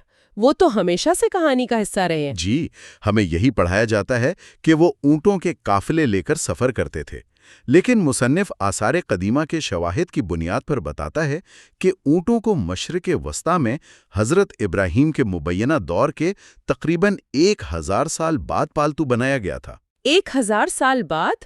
اچھا۔ جی، ان کے زمانے میں اونٹ ایک جنگلی جانور تھا، مال برداری کے لیے استعمال نہیں ہوتا تھا۔ تو اس کا مطلب یہ ہوا کہ جو مصنف بابل کی جلاوطنی کے وقت یہ کہانی لکھ رہا تھا، اس کے لیے تو اونٹوں کا استعمال عام بات تھی۔ بالکل، اور اس نے لاشعوری طور پر یہ تفصیل اپنی کہانی میں ڈال دی، یہ سوچے بغیر کہ 1000 سال پہلے ایسا نہیں تھا۔ واو، یہ تو ایک چھوٹی سی دراڑ ہے جس سے ہمیں متن کی اصلیت کا اندازہ ہوتا ہے۔ مصنف کا استدلال یہی ہے کہ لکھنے والے اپنے دور کے حقائق کو ماضی کی کہانیوں پر منطبق کر رہے تھے، نہ کہ وہ کسی حقیقی تاریخی واقعے کو قلم بند کر رہے ہیں۔ یہ تو ہوئی تاریخی عدم مطابقت کی۔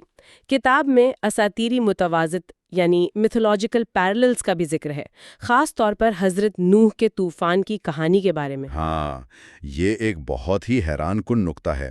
مصنف بتاتا ہے کہ نوح کی کہانی سے بہت پہلے قدیم میسوپوٹیمیا میں گلگامش کی داستان موجود تھی، ایپک آف گلگامش۔ یہ تو میں نے سنا ہے، یہ بائبل کی تحریروں سے بھی پرانی ہے۔ صدیوں پرانی ہے۔ اس داستان میں اتنا پشتم نامی ایک شخص کی کہانی ہے جسے ایک خدا خبردار کرتا ہے کہ دیوتا ایک عظیم سیلاب سے دنیا کو تباہ کرنے والے ہیں۔ اچھا، تو کیا ان دونوں کہانیوں میں صرف سیلاب کا ذکر مشترک ہے یا مماثلت اس سے زیادہ گہری ہے؟ بہت زیادہ گہری اور تفصیلی ہیں۔ مصنف کے مطابق دونوں کہانیوں میں ایک شخص کو خدائی آفت سے خبردار کیا جاتا ہے۔ ٹھیک ہے۔ اسے ایک بہت بڑی کشتی بنانے کی تفصیلی ہدایات دی جاتی ہیں۔ اوکے۔ وہ اپنے خاندان اور ہر قسم کے جانوروں کو کشتی پر سوار کرتا ہے۔ سیلاب آتا ہے اور زمین پر ہر شے کو تباہ کر دیتا ہے۔ یہ تو بالکل نو کی کہانی جیسی تفصیلات ہیں۔ ابھی اور سنیں، کشتی کئی دن تک پانی پر تیرتی رہتی ہے، پھر پانی کم ہونے کا پتہ لگانے کے لیے وہ پرندے بھیجتا ہے۔ کوا اور فاختہ۔ بالکل، اور آخر کار کشتی ایک پہاڑ پر جا ٹھہرتی ہے، اور کشتی سے نکلنے کے بعد وہ خدا کا شکر ادا کرنے کے لیے قربانی دیتا ہے۔ یہ مماثلات تو یہ محض اتفاق تو نہیں ہو سکتا؟ مصنف کا بھی یہی کہنا ہے۔ چونکہ گلگامش کی داستان بہت پرانی ہے، تو مصنف کا موقف یہ ہے کہ جب یہودی بابل میں اسیری کی زندگی گزار رہے تھے تو انہوں نے یہ کہانی سنی اور اسے اپنی مذہبی روایات میں شامل کر لیا۔ ایک قسم کا ثقافتی تبادلہ تھا۔ جی، مصنف کا نقطہ یہ ہے کہ کہانیاں اور عقائد خلا میں پیدا نہیں ہوتے، وہ ایک ثقافت سے دوسری ثقافت میں سفر کرتے ہیں، اپڈیٹ ہوتے ہیں اور نئے معنی اختیار کر لیتے ہیں۔ اس تناظر میں نوح علیہ السلام کی کہانی ایک منفرد وحی کے بجائے ایک قدیم علاقائی اسطورے کی عبرانی شکل نظر آتی ہے۔ اگر ہم ایک لمحے کے لیے اس کہانی کو تاریخی واقعہ مان بھی لیں تو کتاب میں اس پر منطقی اور سائنسی اعتراضات بھی اٹھائے گئے ہیں، خاص طور پر جانوروں کی تقسیم کے حوالے سے۔ ہاں، یہ ایک بہت ٹھوس نقطہ ہے۔ مصنف یہ سوال اٹھاتا ہے کہ اگر دنیا بھر میں سیلاب آیا ہوتا اور تمام زمینی جانور ترکی کے کوہ ارارات پر ایک کشتی سے اترے ہوتے تو آج وہ پوری دنیا میں کیسے پھیلے؟ بالکل، مثال کے طور پر آسٹریلیا میں کینگرو اور پوالا جیسے مارسوپیلز کیوں پائے جاتے ہیں اور میڈاگاسکر میں لیمرز کیوں ہیں؟ یعنی ان جانوروں کو ترکی سے آسٹریلیا یا میڈاگاسکر پہنچنے کے لیے ہزاروں میل کا سفر کرنا پڑتا، سمندر پار کرنے پڑتے اور دوسرے براعظموں سے گزرنا پڑتا، لیکن ان کے کوئی آثار راستے میں نہیں ملتے۔ کینگرو افریقہ یا ایشیا میں کیوں نہیں پائے جاتے؟ صحیح بات ہے۔ مصنف کا کہنا ہے کہ جانوروں کی موجودہ جغرافیائی تقسیم ارتقاء اور براعظموں کے الگ ہونے یعنی پلیٹ ٹیکٹونکس کے نظریے سے کہیں زیادہ مطابقت رکھتی ہے۔ تو اس نظریے کے مطابق انواع لاکھوں سالوں میں اپنے مخصوص ماحول میں پروان چڑھیں، نہ کہ وہ سب ایک جگہ سے شروع ہو کر پوری دنیا میں پھیل گئیں۔ درست۔ متنی اور تاریخی تجزیے سے آگے بڑھ کر کتاب عہد نامہ قدیم کے کچھ واقعات کا اخلاقی جائزہ بھی لیتی ہے، جس میں خدا کے کردار کو ایک ادبی کردار کے طور پر پرکھا جاتا ہے۔ جی، اور اس سلسلے میں حضرت ابراہیم علیہ السلام اور حضرت اسحاق علیہ السلام کی قربانی کا واقعہ ایک اہم کیس اسٹڈی ہے۔ پیدائش کا باب 22۔ ہاں، مصنف اسے ایک باپ کے حکم پر نہیں بلکہ ایک بچے کے نقطۂ نظر سے دیکھتا ہے۔ ایک بچہ اپنے باپ پر بھروسہ کرتا ہے اور وہ باپ اسے ایک پہاڑ پر لے جاتا ہے، اسے قربان گاہ پر باندھتا ہے اور اس کی گردن پر چھری رکھنے ہی والا ہوتا ہے۔ یہ سوچ کر ہی خوف آتا ہے۔ مصنف سوال کرتا ہے کہ اس تجربے نے اسحاق کی نفسیات پر کیا اثرات چھوڑے ہوں گے۔ کتاب اسے ایک ایسے خدا کی تصویر کے طور پر پیش کرتی ہے جو اپنی وفاداری ثابت کروانے کے لیے غیر ضروری طور پر سخت اور ظالمانہ امتحان لیتا ہے۔ یہ واقعی ایک پریشان کن تصویر ہے۔ ایک اور کہانی جس کا کتاب میں ذکر ہے وہ یفتح اور اس کی بیٹی کی ہے۔ یہ کہانی بہت سے لوگوں کے لیے شاید نئی ہو۔ جی، یہ کتاب قضات یعنی بک آف ججز میں ملتی ہے۔ یفتح ایک جنگجو تھا جس نے جنگ میں فتح کے لیے خدا سے منت مانی۔ کیسی منت؟ اس نے کہا کہ وہ گھر واپسی پر سب سے پہلے جس چیز سے ملے گا اسے قربان کر دے گا۔ یہ تو بہت خطرناک منت ہے۔ بالکل۔ جب اس نے جنگ جیت لی تو اس کی اکلوتی بیٹی خوشی سے ناچتی ہوئی اس کا استقبال کرنے آئی۔ نہیں۔ جی، یفتح نے اپنی منت پوری کی۔ اس نے اپنی بیٹی کو 2 ماہ کی مہلت دی اور پھر اسے قربان کر دیا۔ یہ تو بہت ہی خوفناک بات ہے۔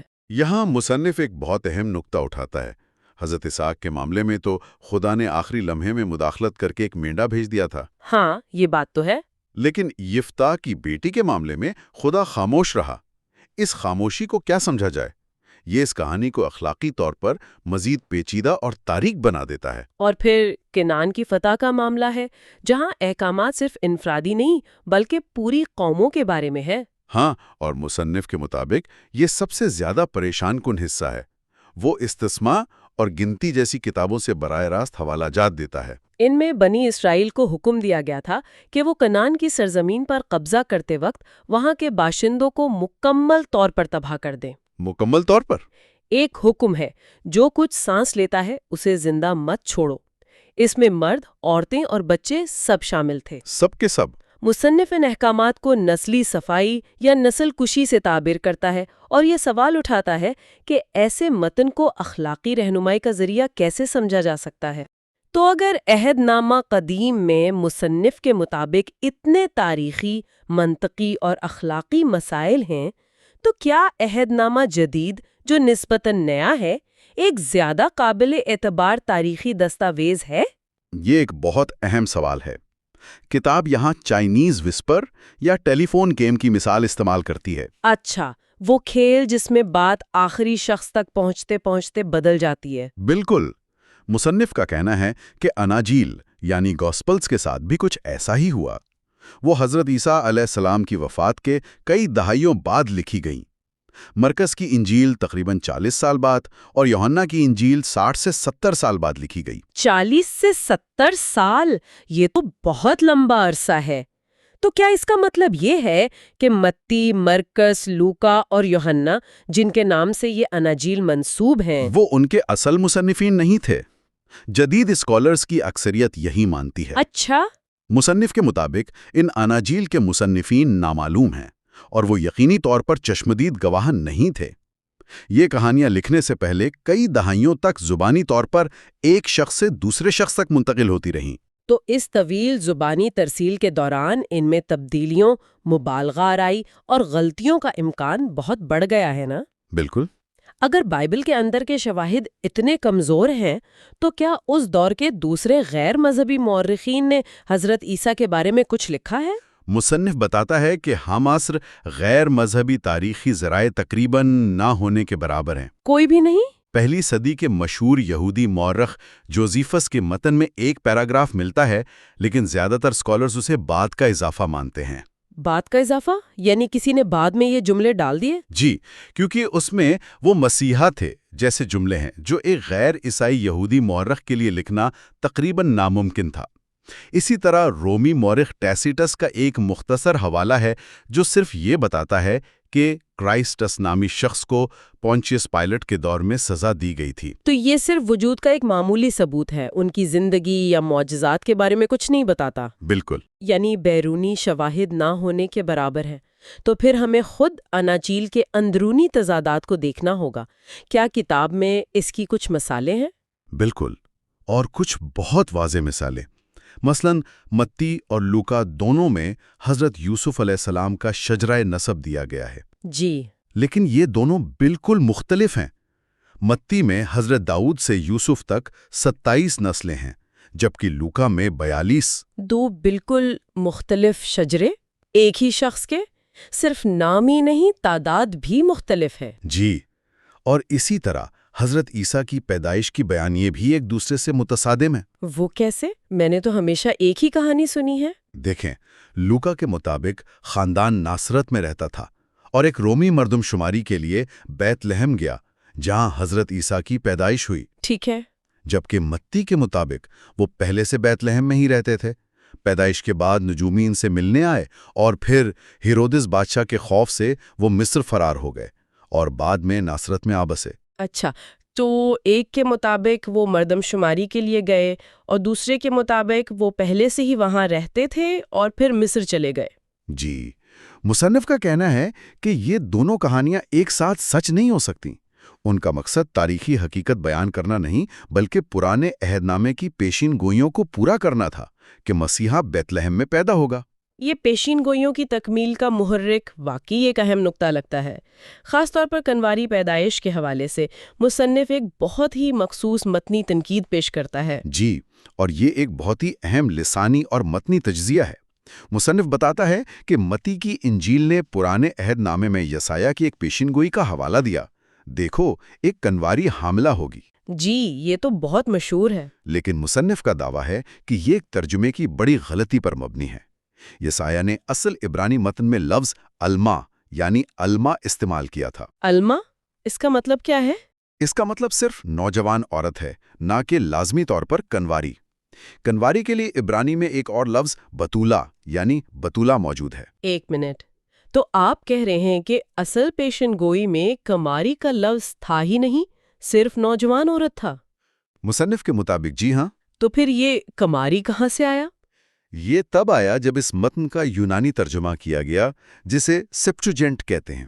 مترجم نے الما کے لیے یونانی لفظ پارتھنوس استعمال کیا۔ پارتھنوس؟ جی، جس کا عام مطلب تو کنواری ہے، لیکن یہ نوجوان عورت کے لیے بھی استعمال ہو سکتا ہے۔ متی کی انجیل کے مصنف نے جو یونانی متن پڑھ رہا تھا، اس لفظ کا کنواری والا مطلب لیا اور اسے پیشن گوئی کی تکمیل کے طور پر پیش کر دیا۔ واہ، تو مصنف کا موقف یہ ہے کہ کنواری پیدائش کا پورا عقیدہ اسی ایک ممکنہ ترجمے کی غلطی پر مبنی ہے؟ جی، یہ ایک بہت بڑا دعویٰ ہے کہ عیسائیت کے ایک بنیادی عقیدے کی جڑ ایک لفظ کے ترجمے میں ہو سکتی ہے۔ یہ اس بات کی طرف بھی اشارہ کرتا ہے کہ مصنفین تاریخی درستی سے زیادہ اپنی مذہبی دلیل کو مضبوط بنانے میں دلچسپی رکھتے تھے۔ کتاب کے مطابق بالکل ایسا ہی ہے۔ یہ ہمیں اس سوال کی طرف لاتا ہے کہ کون سی کتابیں منتخب ہوئیں اور کون سی نہیں۔ اچھا، یعنی وہ اناجیل جنہیں بائبل کے سرکاری نسخے یعنی کینن میں شامل نہیں کیا گیا؟ جی، تقریباً 50 دیگر اناجیل کا ذکر ملتا ہے جو ابتدائی صدیوں میں موجود تھیں۔ کتاب ان میں سے 2 دلچسپ مثالیں دیتی ہے۔ کون سی؟ ان میں کیا مختلف تھا؟ پہلی ہے تھامس کی بچپن کی انجیل۔ اس میں 5 سالہ نوجوان عیسیٰ کو حیرت انگیز معجزے دکھاتے ہوئے پیش کیا گیا ہے، جیسے مٹی سے 12 چڑیاں بنانا اور تالی بجا کر انہیں زندہ کر دینا۔ واہ! لیکن ساتھ ہی انہیں غصے میں ایک لڑکے کو مار دینا اور اس کے والدین کو اندھا کر دینا بھی دکھایا گیا ہے۔ کیا؟ یہ تو بالکل ہی الگ کہانی ہے، یعنی ایک طرف معجزے اور دوسری طرف ایک غصے والا بچہ جو لوگوں کو نقصان پہنچا رہا ہے۔ بالکل، اور یہاں مصنف کا مرکزی سوال یہ ہے، اگر ہم ان معجزات کو، جیسے ایک بچے کو غصے میں مار دینا، آسانی سے افسانوی اور من گھڑت مان لیتے ہیں، تو پھر سرکاری اناجیل میں درج معجزات جیسے پانی پر چلنا یا مردوں کو زندہ کرنا پر کیوں یقین کریں؟ یہ ایک دوہرا معیار کیوں ہے؟ انتخاب کا معیار کیا تھا؟ یہ ایک بہت اہم سوال ہے۔ اور دوسری مثال ہے یہودا اسکیریوٹی کی انجیل، یعنی گاسپل آف جوڈاس۔ یہودا کی انجیل؟ یہ تو میں پہلی بار سن رہی ہوں۔ یہ ایک نسبتاً حال ہی میں دریافت شدہ متن ہے جو ایک بالکل مختلف نقطہ نظر پیش کرتا ہے۔ اس کے مطابق یہودا ایک غدار نہیں تھا، بلکہ وہ واحد شاگرد تھا جو حضرت عیسیٰ کے حقیقی مشن کو سمجھتا تھا۔ غدار نہیں تھا؟ اس انجیل کے مطابق حضرت عیسیٰ نے خود یہودا سے کہا کہ وہ انہیں حکام کے حوالے کر دیں تاکہ وہ اپنے جسمانی وجود سے آزاد ہو سکیں اور خدا کے منصوبے کو پورا کیا جا سکے۔ تو اس متن میں یہودا ایک ولن نہیں بلکہ ایک المیاتی ہیرو ہے جو ایک مشکل کام کرتا ہے جسے دوسرے نہیں سمجھتے۔ ایک طرح سے ہاں۔ مصنف یہاں متی کے اس بیان کا بھی تجزیہ کرتا ہے کہ یہودا نے 30 چاندی کے سکوں کے لیے دھوکہ دیا، اور یہ دلیل دیتا ہے کہ یہ تفصیل بھی پرانے عہد نامے کے انبیاء زکریا اور یرمیا کی پیشن گوئیوں کو پورا کرنے کے لیے بعد میں شامل کی گئی تھی، تاکہ کہانی کو زیادہ معنی خیز اور علامتی بنایا جا سکے۔ یعنی ایک اور مثال جہاں تاریخی حقیقت پر مذہبی بیانیے کو ترجیح دی گئی۔ بالکل۔ آج کا یہ جائزہ واقعی بہت تفصیلی تھا۔ ہم نے آؤٹ گروئنگ گاڈ کی روشنی میں عہد نامہ قدیم اور جدید کے متون کا ایک گہرا تنقیدی جائزہ لیا۔ ہم نے ان کے تاریخی اعتبار، اندرونی تضادات، دوسری قدیم تہذیبوں سے اساطیری جڑوں اور ان میں بیان کردہ واقعات کے اخلاقی پہلوؤں پر مصنف کے تجزیے کو سمجھنے کی کوشش کی۔ جی، یہ بات تو واضح ہے کہ مصنف ان متون کو الہامی کلام کے بجائے انسانی ہاتھ کی لکھی ہوئی دستاویزات کے طور پر دیکھتا ہے جو اپنے دور کی غلطیوں، تعصبات اور ثقافتی اثرات کی حامل ہیں۔ قابل اعتماد بنیاد فراہم نہیں کرتے تو پھر انسان کو رہنمائی اور فکری ہمت کہاں سے ملے؟ صحیح۔ اس سیریز کے آخری حصے میں ہم کتاب کے اختتامی دلائل کا جائزہ لیں گے اور دیکھیں گے کہ مصنف کے مطابق سائنس کس طرح فکری جرأت اور ایک مختلف قسم کی آزادی فراہم کرتی ہے۔ اس آخری حصے میں ہم مصنف کے سائنس، فکری جرأت اور گہرے عقائد پر سوال اٹھانے سے حاصل ہونے والی آزادی کے بارے میں حتمی خیالات کا جائزہ لیں گے۔ یہ رچرڈ ڈاکنز کی کتاب آؤٹ گروئنگ گاڈ پر ہماری 6 حصوں پر مشتمل سیریز کا اختتامی حصہ ہے۔ جی، اور یہ ایک لمبا سفر رہا ہے۔ تو ہم اس سفر کے بالکل اختتام پر پہنچ گئے ہیں۔ شروع کرنے سے پہلے میرا خیال ہے کہ ہمیں ایک نظر ڈالنی چاہیے کہ ہم یہاں تک پہنچے کیسے ہیں۔ ہاں، یہ اچھا خیال ہے۔ ایک مختصر خلاصہ ہو جائے۔ مجھے یاد ہے ہم نے بالکل بنیادی سوال سے آغاز کیا تھا، خدا کا تصور، اور مصنف نے پہلے ہی باب میں یہ بڑا دلچسپ نقطہ اٹھایا تھا کہ ہمارا عقیدہ اکثر اس بات پر منحصر ہوتا ہے کہ ہم پیدا کہاں ہوئے ہیں۔ بالکل، جغرافیائی اتفاق۔ جی، جغرافیائی اتفاق۔ اگر کوئی قدیم یونان میں پیدا ہوتا تو وہ زیوس کو مانتا، اگر کوئی وائکنگ ہوتا تو اس کے لیے اوڈن اور تھور حقیقت ہوتے۔ تو یہیں سے یہ بڑا سوال اٹھتا ہے کہ اگر اتنے سارے مذہب ایک دوسرے کی نفی کرتے ہیں تو کوئی یہ کیسے مان لے کہ صرف اسی کا عقیدہ سچا ہے؟ بالکل، اور یہی سوال ہمیں اگلے منطقی قدم کی طرف لے گیا تھا، جو تھا مقدس کتابوں کی جانچ پڑتال۔ صحیح۔ مصنف نے یہاں چائنیز وسپر والے کھیل کی مثال دی تھی کہ کس طرح کہانیاں ایک نسل سے دوسری نسل تک پہنچتے پہنچتے وہ بدل جاتی ہیں۔ پھر ہم نے دیکھا کہ بائبل جیسے متون میں جو بڑے بڑے واقعات بیان کیے گئے ہیں ان کے لیے کوئی ہماثر تاریخی ثبوت موجود نہیں ہے۔ اچھا۔ اور شاید سب سے متنازع حصہ وہ تھا جہاں مصنف نے بائبل میں پیش کیے گئے خدا کے کردار کا اخلاقی تجزیہ کیا۔ ہاں، ابراہیم اور اسحاق والی کہانی۔ جی، خاص طور پر اس کہانی کے حوالے سے، اور یہ نتیجہ نکالا کہ وہ کردار آج کے ہمارے اخلاقی معیار پر پورا نہیں اترتا۔ اور یہ ایک بہت بڑا دعویٰ ہے، کیونکہ اس کا مطلب تو یہ ہوا کہ ہم سب کے اندر اخلاقیات کا ایک پیمانہ موجود ہے جو مذہب سے آزاد ہے۔ جی بالکل، اور اسی سے ہم کتاب کے اگلے بڑے سوال پر پہنچے تھے، کیا اچھا بننے کے لیے ہمیں خدا کی ضرورت ہے؟ آسمان پر موجود عظیم جاسوس کیمرہ۔ ہاں، وہی کہ شاید لوگ صرف سزا کے ڈر سے اچھے کام کرتے ہیں، لیکن پھر مصنف نے دلیل دی کہ ہماری اخلاقیات تو وقت کے ساتھ ساتھ ارتقا پذیر ہوئی ہیں، یہ کسی کتاب سے نہیں آئیں۔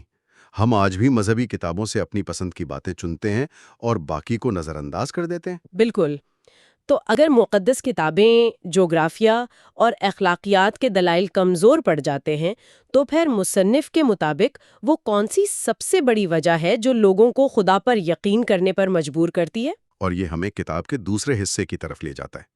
جی، اور شاید سب سے طاقتور دلیل کی طرف، ڈیزائن کی دلیل۔ اچھا۔ جب ہم فطرت کو دیکھتے ہیں، ایک پرندے کا پر، ایک مکڑی کا جالا یا انسانی آنکھ، تو ایسا لگتا ہے کہ اسے کسی ذہین ہستی نے بنایا ہے۔ یہ ایک بہت مضبوط ایک احساس ہے۔ یہ ایک بہت بدیہی خیال ہے، ہاں بالکل، اور کتاب کا پورا دوسرا حصہ اسی دلیل کا جواب دینے کے لیے وقف ہے، جس میں ڈارون کے نظریہ ارتقاء کو ایک متبادل وضاحت کے طور پر پیش کیا گیا ہے، ایک ایسا عمل جو بغیر کسی ڈیزائنر کے قدرتی انتخاب کے ذریعے آہستہ آہستہ پیچیدگی پیدا کرتا ہے۔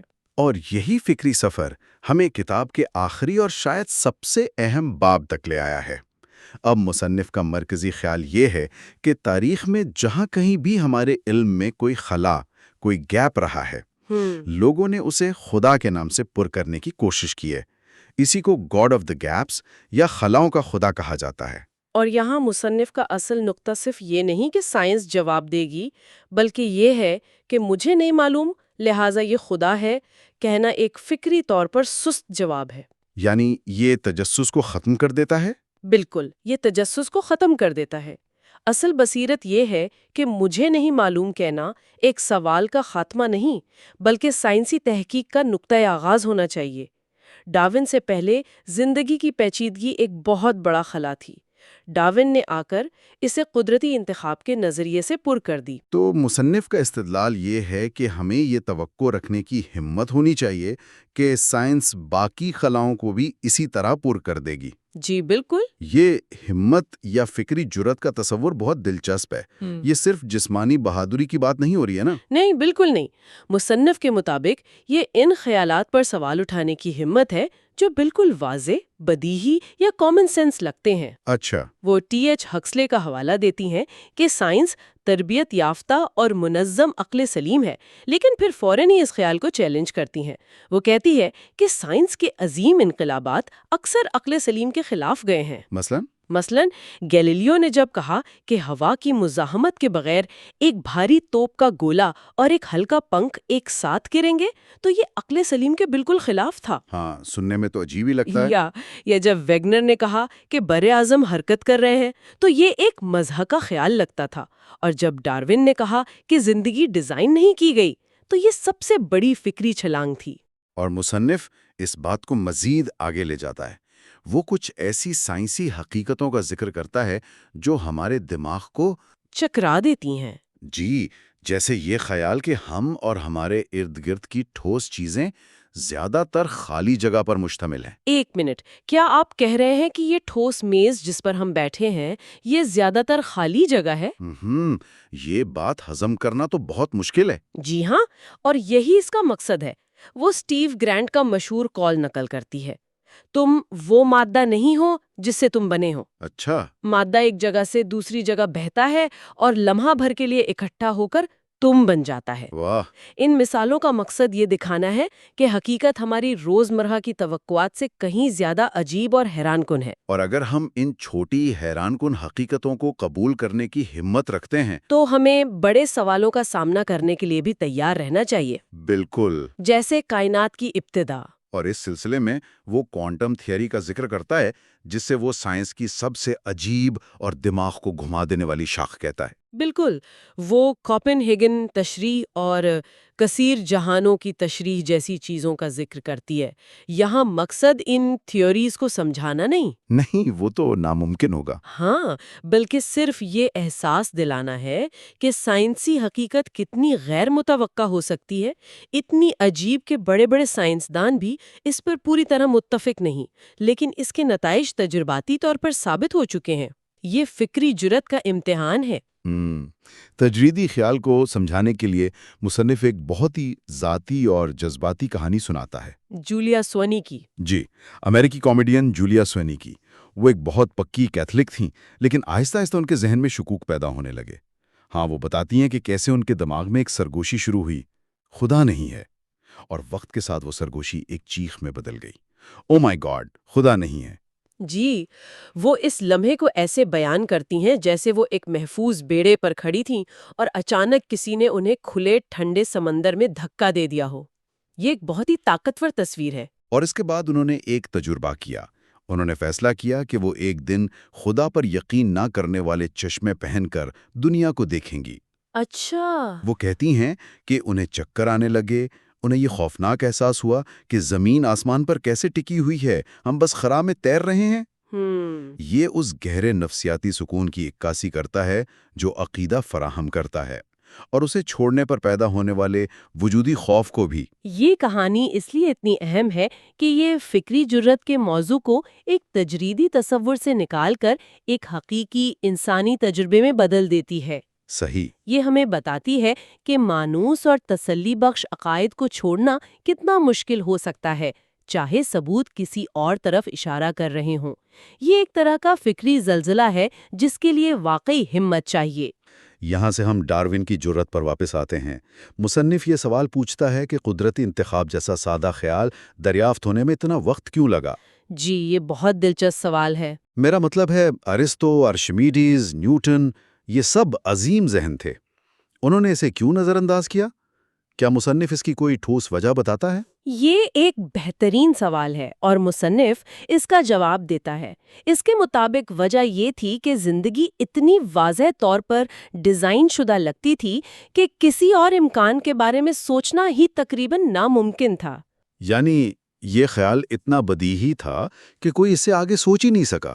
بالکل، آنکھ جیسی پیچیدہ چیز کو دیکھ کر یہ سوچنا کہ یہ بغیر کسی بنانے والے کے وجود میں آ گئی، اس وقت کے سب سے بڑے ذہنوں کے لیے بھی ایک ناقابل تصور بات تھی۔ ستم ظریفی یہ ہے کہ قدرتی انتخاب کے نظریے کی سادگی ہی اس کی راہ میں سب سے بڑی رکاوٹ تھی۔ یہ تو الٹی بات لگتی ہے، سادگی رکاوٹ کیسے بن گئی؟ کیونکہ یہ خیال اتنا سادہ تھا کہ یہ زندگی کے بے پناہ پیچیدگی کی وضاحت کے لیے ناکافی لگتا تھا۔ اچھا، یہ سوچنا کہ چھوٹے بے ترتیب تغیرات اور بقا کی جدوجہد یعنی سروائیول آف دا فٹسٹ کروڑوں سالوں میں اتنی شاندار اور پیچیدہ چیزیں بنا سکتی ہے، یہ ایک بہت بڑی فکری چھلانگ تھی۔ ڈارون کی اصل جرت یہی تھی کہ اس نے اس سادہ سے میکانزم کی طاقت کو پہچانا، اور مصنف کہتا ہے کہ ڈارون کی یہی کامیابی ہمیں ہمت دیتی ہے کہ ہم باقی ماندہ بڑے سوالات جیسے کائنات کی ابتدا کا سامنا بھی اسی طرح کریں۔ تو آئیے ان تمام دھاگوں کو ایک ساتھ جوڑتے ہیں۔ اس پوری کتاب کا، اس پورے سفر کا کیا مطلب ہے اگر ہم اس سب کو سمیٹیں تو؟ اگر ہم پوری کتاب کو دیکھیں تو اس کی ساخت بہت واضح ہے۔ پہلا حصہ، جیسے ہم خدا کو الوداع کہہ سکتے ہیں، ایک ایک کر کے مذہب پر یقین کرنے کی روایتی وجوہات کو کمزور کرتا ہے۔ جغرافیہ، مقدس کتابیں، اخلاقیات۔ جی، اور دوسرا حصہ ارتقاء اور اس سے آگے اس سب سے بڑی دلیل یعنی ڈیزائن کا براہ راست جواب دیتا ہے۔ تو کتاب کا مرکزی خیال ایک ایسے فکری سفر کی کہانی ہے۔ جی، ایک ایسا سفر جو موروثی عقائد پر سوال اٹھانے سے شروع ہوتا ہے اور ایک سائنسی ورلڈ ویو کو اپنانے پر ختم ہوتا ہے۔ مصنف اسے خدا سے بڑا ہو جانے کا نام دیتا ہے۔ Out growing God. جی، یعنی ایک ایسی فکری بلوغت جہاں مافوق الفطرت وضاحتوں کی ضرورت باقی نہیں رہتی، بالکل اسی طرح جیسے ایک بچہ سانتا کلاus کے تصور سے بڑا ہو جاتا ہے۔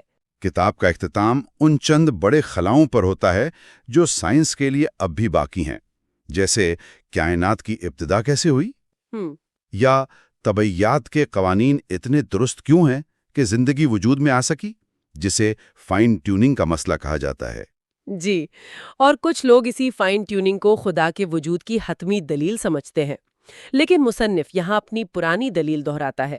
ان خلاؤں کو خدا سے پر کرنا کوئی جواب نہیں، یہ تو بس سوال کو ایک قدم پیچھے دھکیلنا ہے۔ بالکل، اس کا مشہور جملہ ہے، کوئی بھی خدا جو اتنی درست ٹیوننگ کرنے کی صلاحیت رکھتا ہو، وہ خود بھی کم از کم اتنا ہی غیر امکانی ہونا چاہیے۔ یعنی اگر کائنات کو ایک پیچیدہ ڈیزائنر کی ضرورت ہے تو پھر اس سے بھی زیادہ پیچیدہ ڈیزائنر کو کس نے ڈیزائن کیا؟ جی، یہ ایک لامتناہی سلسلہ بن جاتا ہے۔ بالکل، یہ مسئلے کو حل نہیں کرتا، صرف منتقل کر دیتا ہے۔ آخر میں مصنف اپنا حتمی مشورہ پیش کرتا ہے، تاریخ پر نظر ڈالیں اور کبھی بھی سائنس کے خلاف شرط نہ لگائیں، اور اس کے لیے وہ ایک بہت ہی طاقتور مثال دیتی ہے۔ السٹرس سیمولیشن کی؟ جی، السٹرس سیمولیشن کی، ایک کمپیوٹر پروگرام جو کائنات کے ارتقاء کی نقل کرتا ہے۔ اور جب اس سیمولیشن سے بنی تصویر کو ہبل ٹیلیسکوپ سے لی گئی حقیقی کائنات کی تصویر کے ساتھ رکھا جاتا ہے تو ان میں فرق کرنا تقریباً ناممکن ہوتا ہے۔ جی، یہ سائنس کی پیشگوئی کرنے کی طاقت کو ظاہر کرتا ہے۔ اور کتاب کا ختام ایک دعوت پر ہوتا ہے، قاری سے ہمت کرنے، بالغ ہونے اور تمام خداؤں کو ترک کرنے کی دعوت۔ اس سے ایک اہم سوال پیدا ہوتا ہے۔ کتاب کا اختتام فکری جرت کی اس دعوت پر ہوتا ہے۔ یہ ہمیں اس بات پر غور کرنے پر مجبور کرتا ہے کہ جس چیز کو ہم سچ ماننا چاہتے ہیں اور جو چیز ثبوت ہمیں دکھاتے ہیں، ان کے درمیان کیا تعلق ہے؟ کیا ہم بعض اوقات آرام دہ جھوٹ کو ایک ناخوشگوار سچائی پر ترجیح دیتے ہیں؟ ایسا سوال ہے جو صرف مذہب تک محدود نہیں بلکہ ہماری زندگی کے ہر پہلو پر لاگو ہوتا ہے۔ آؤٹ گروئنگ گاڈ پر ہمارا 6 حصوں پر مشتمل یہ گہرا تجزیہ یہیں اختتام پذیر ہوتا ہے۔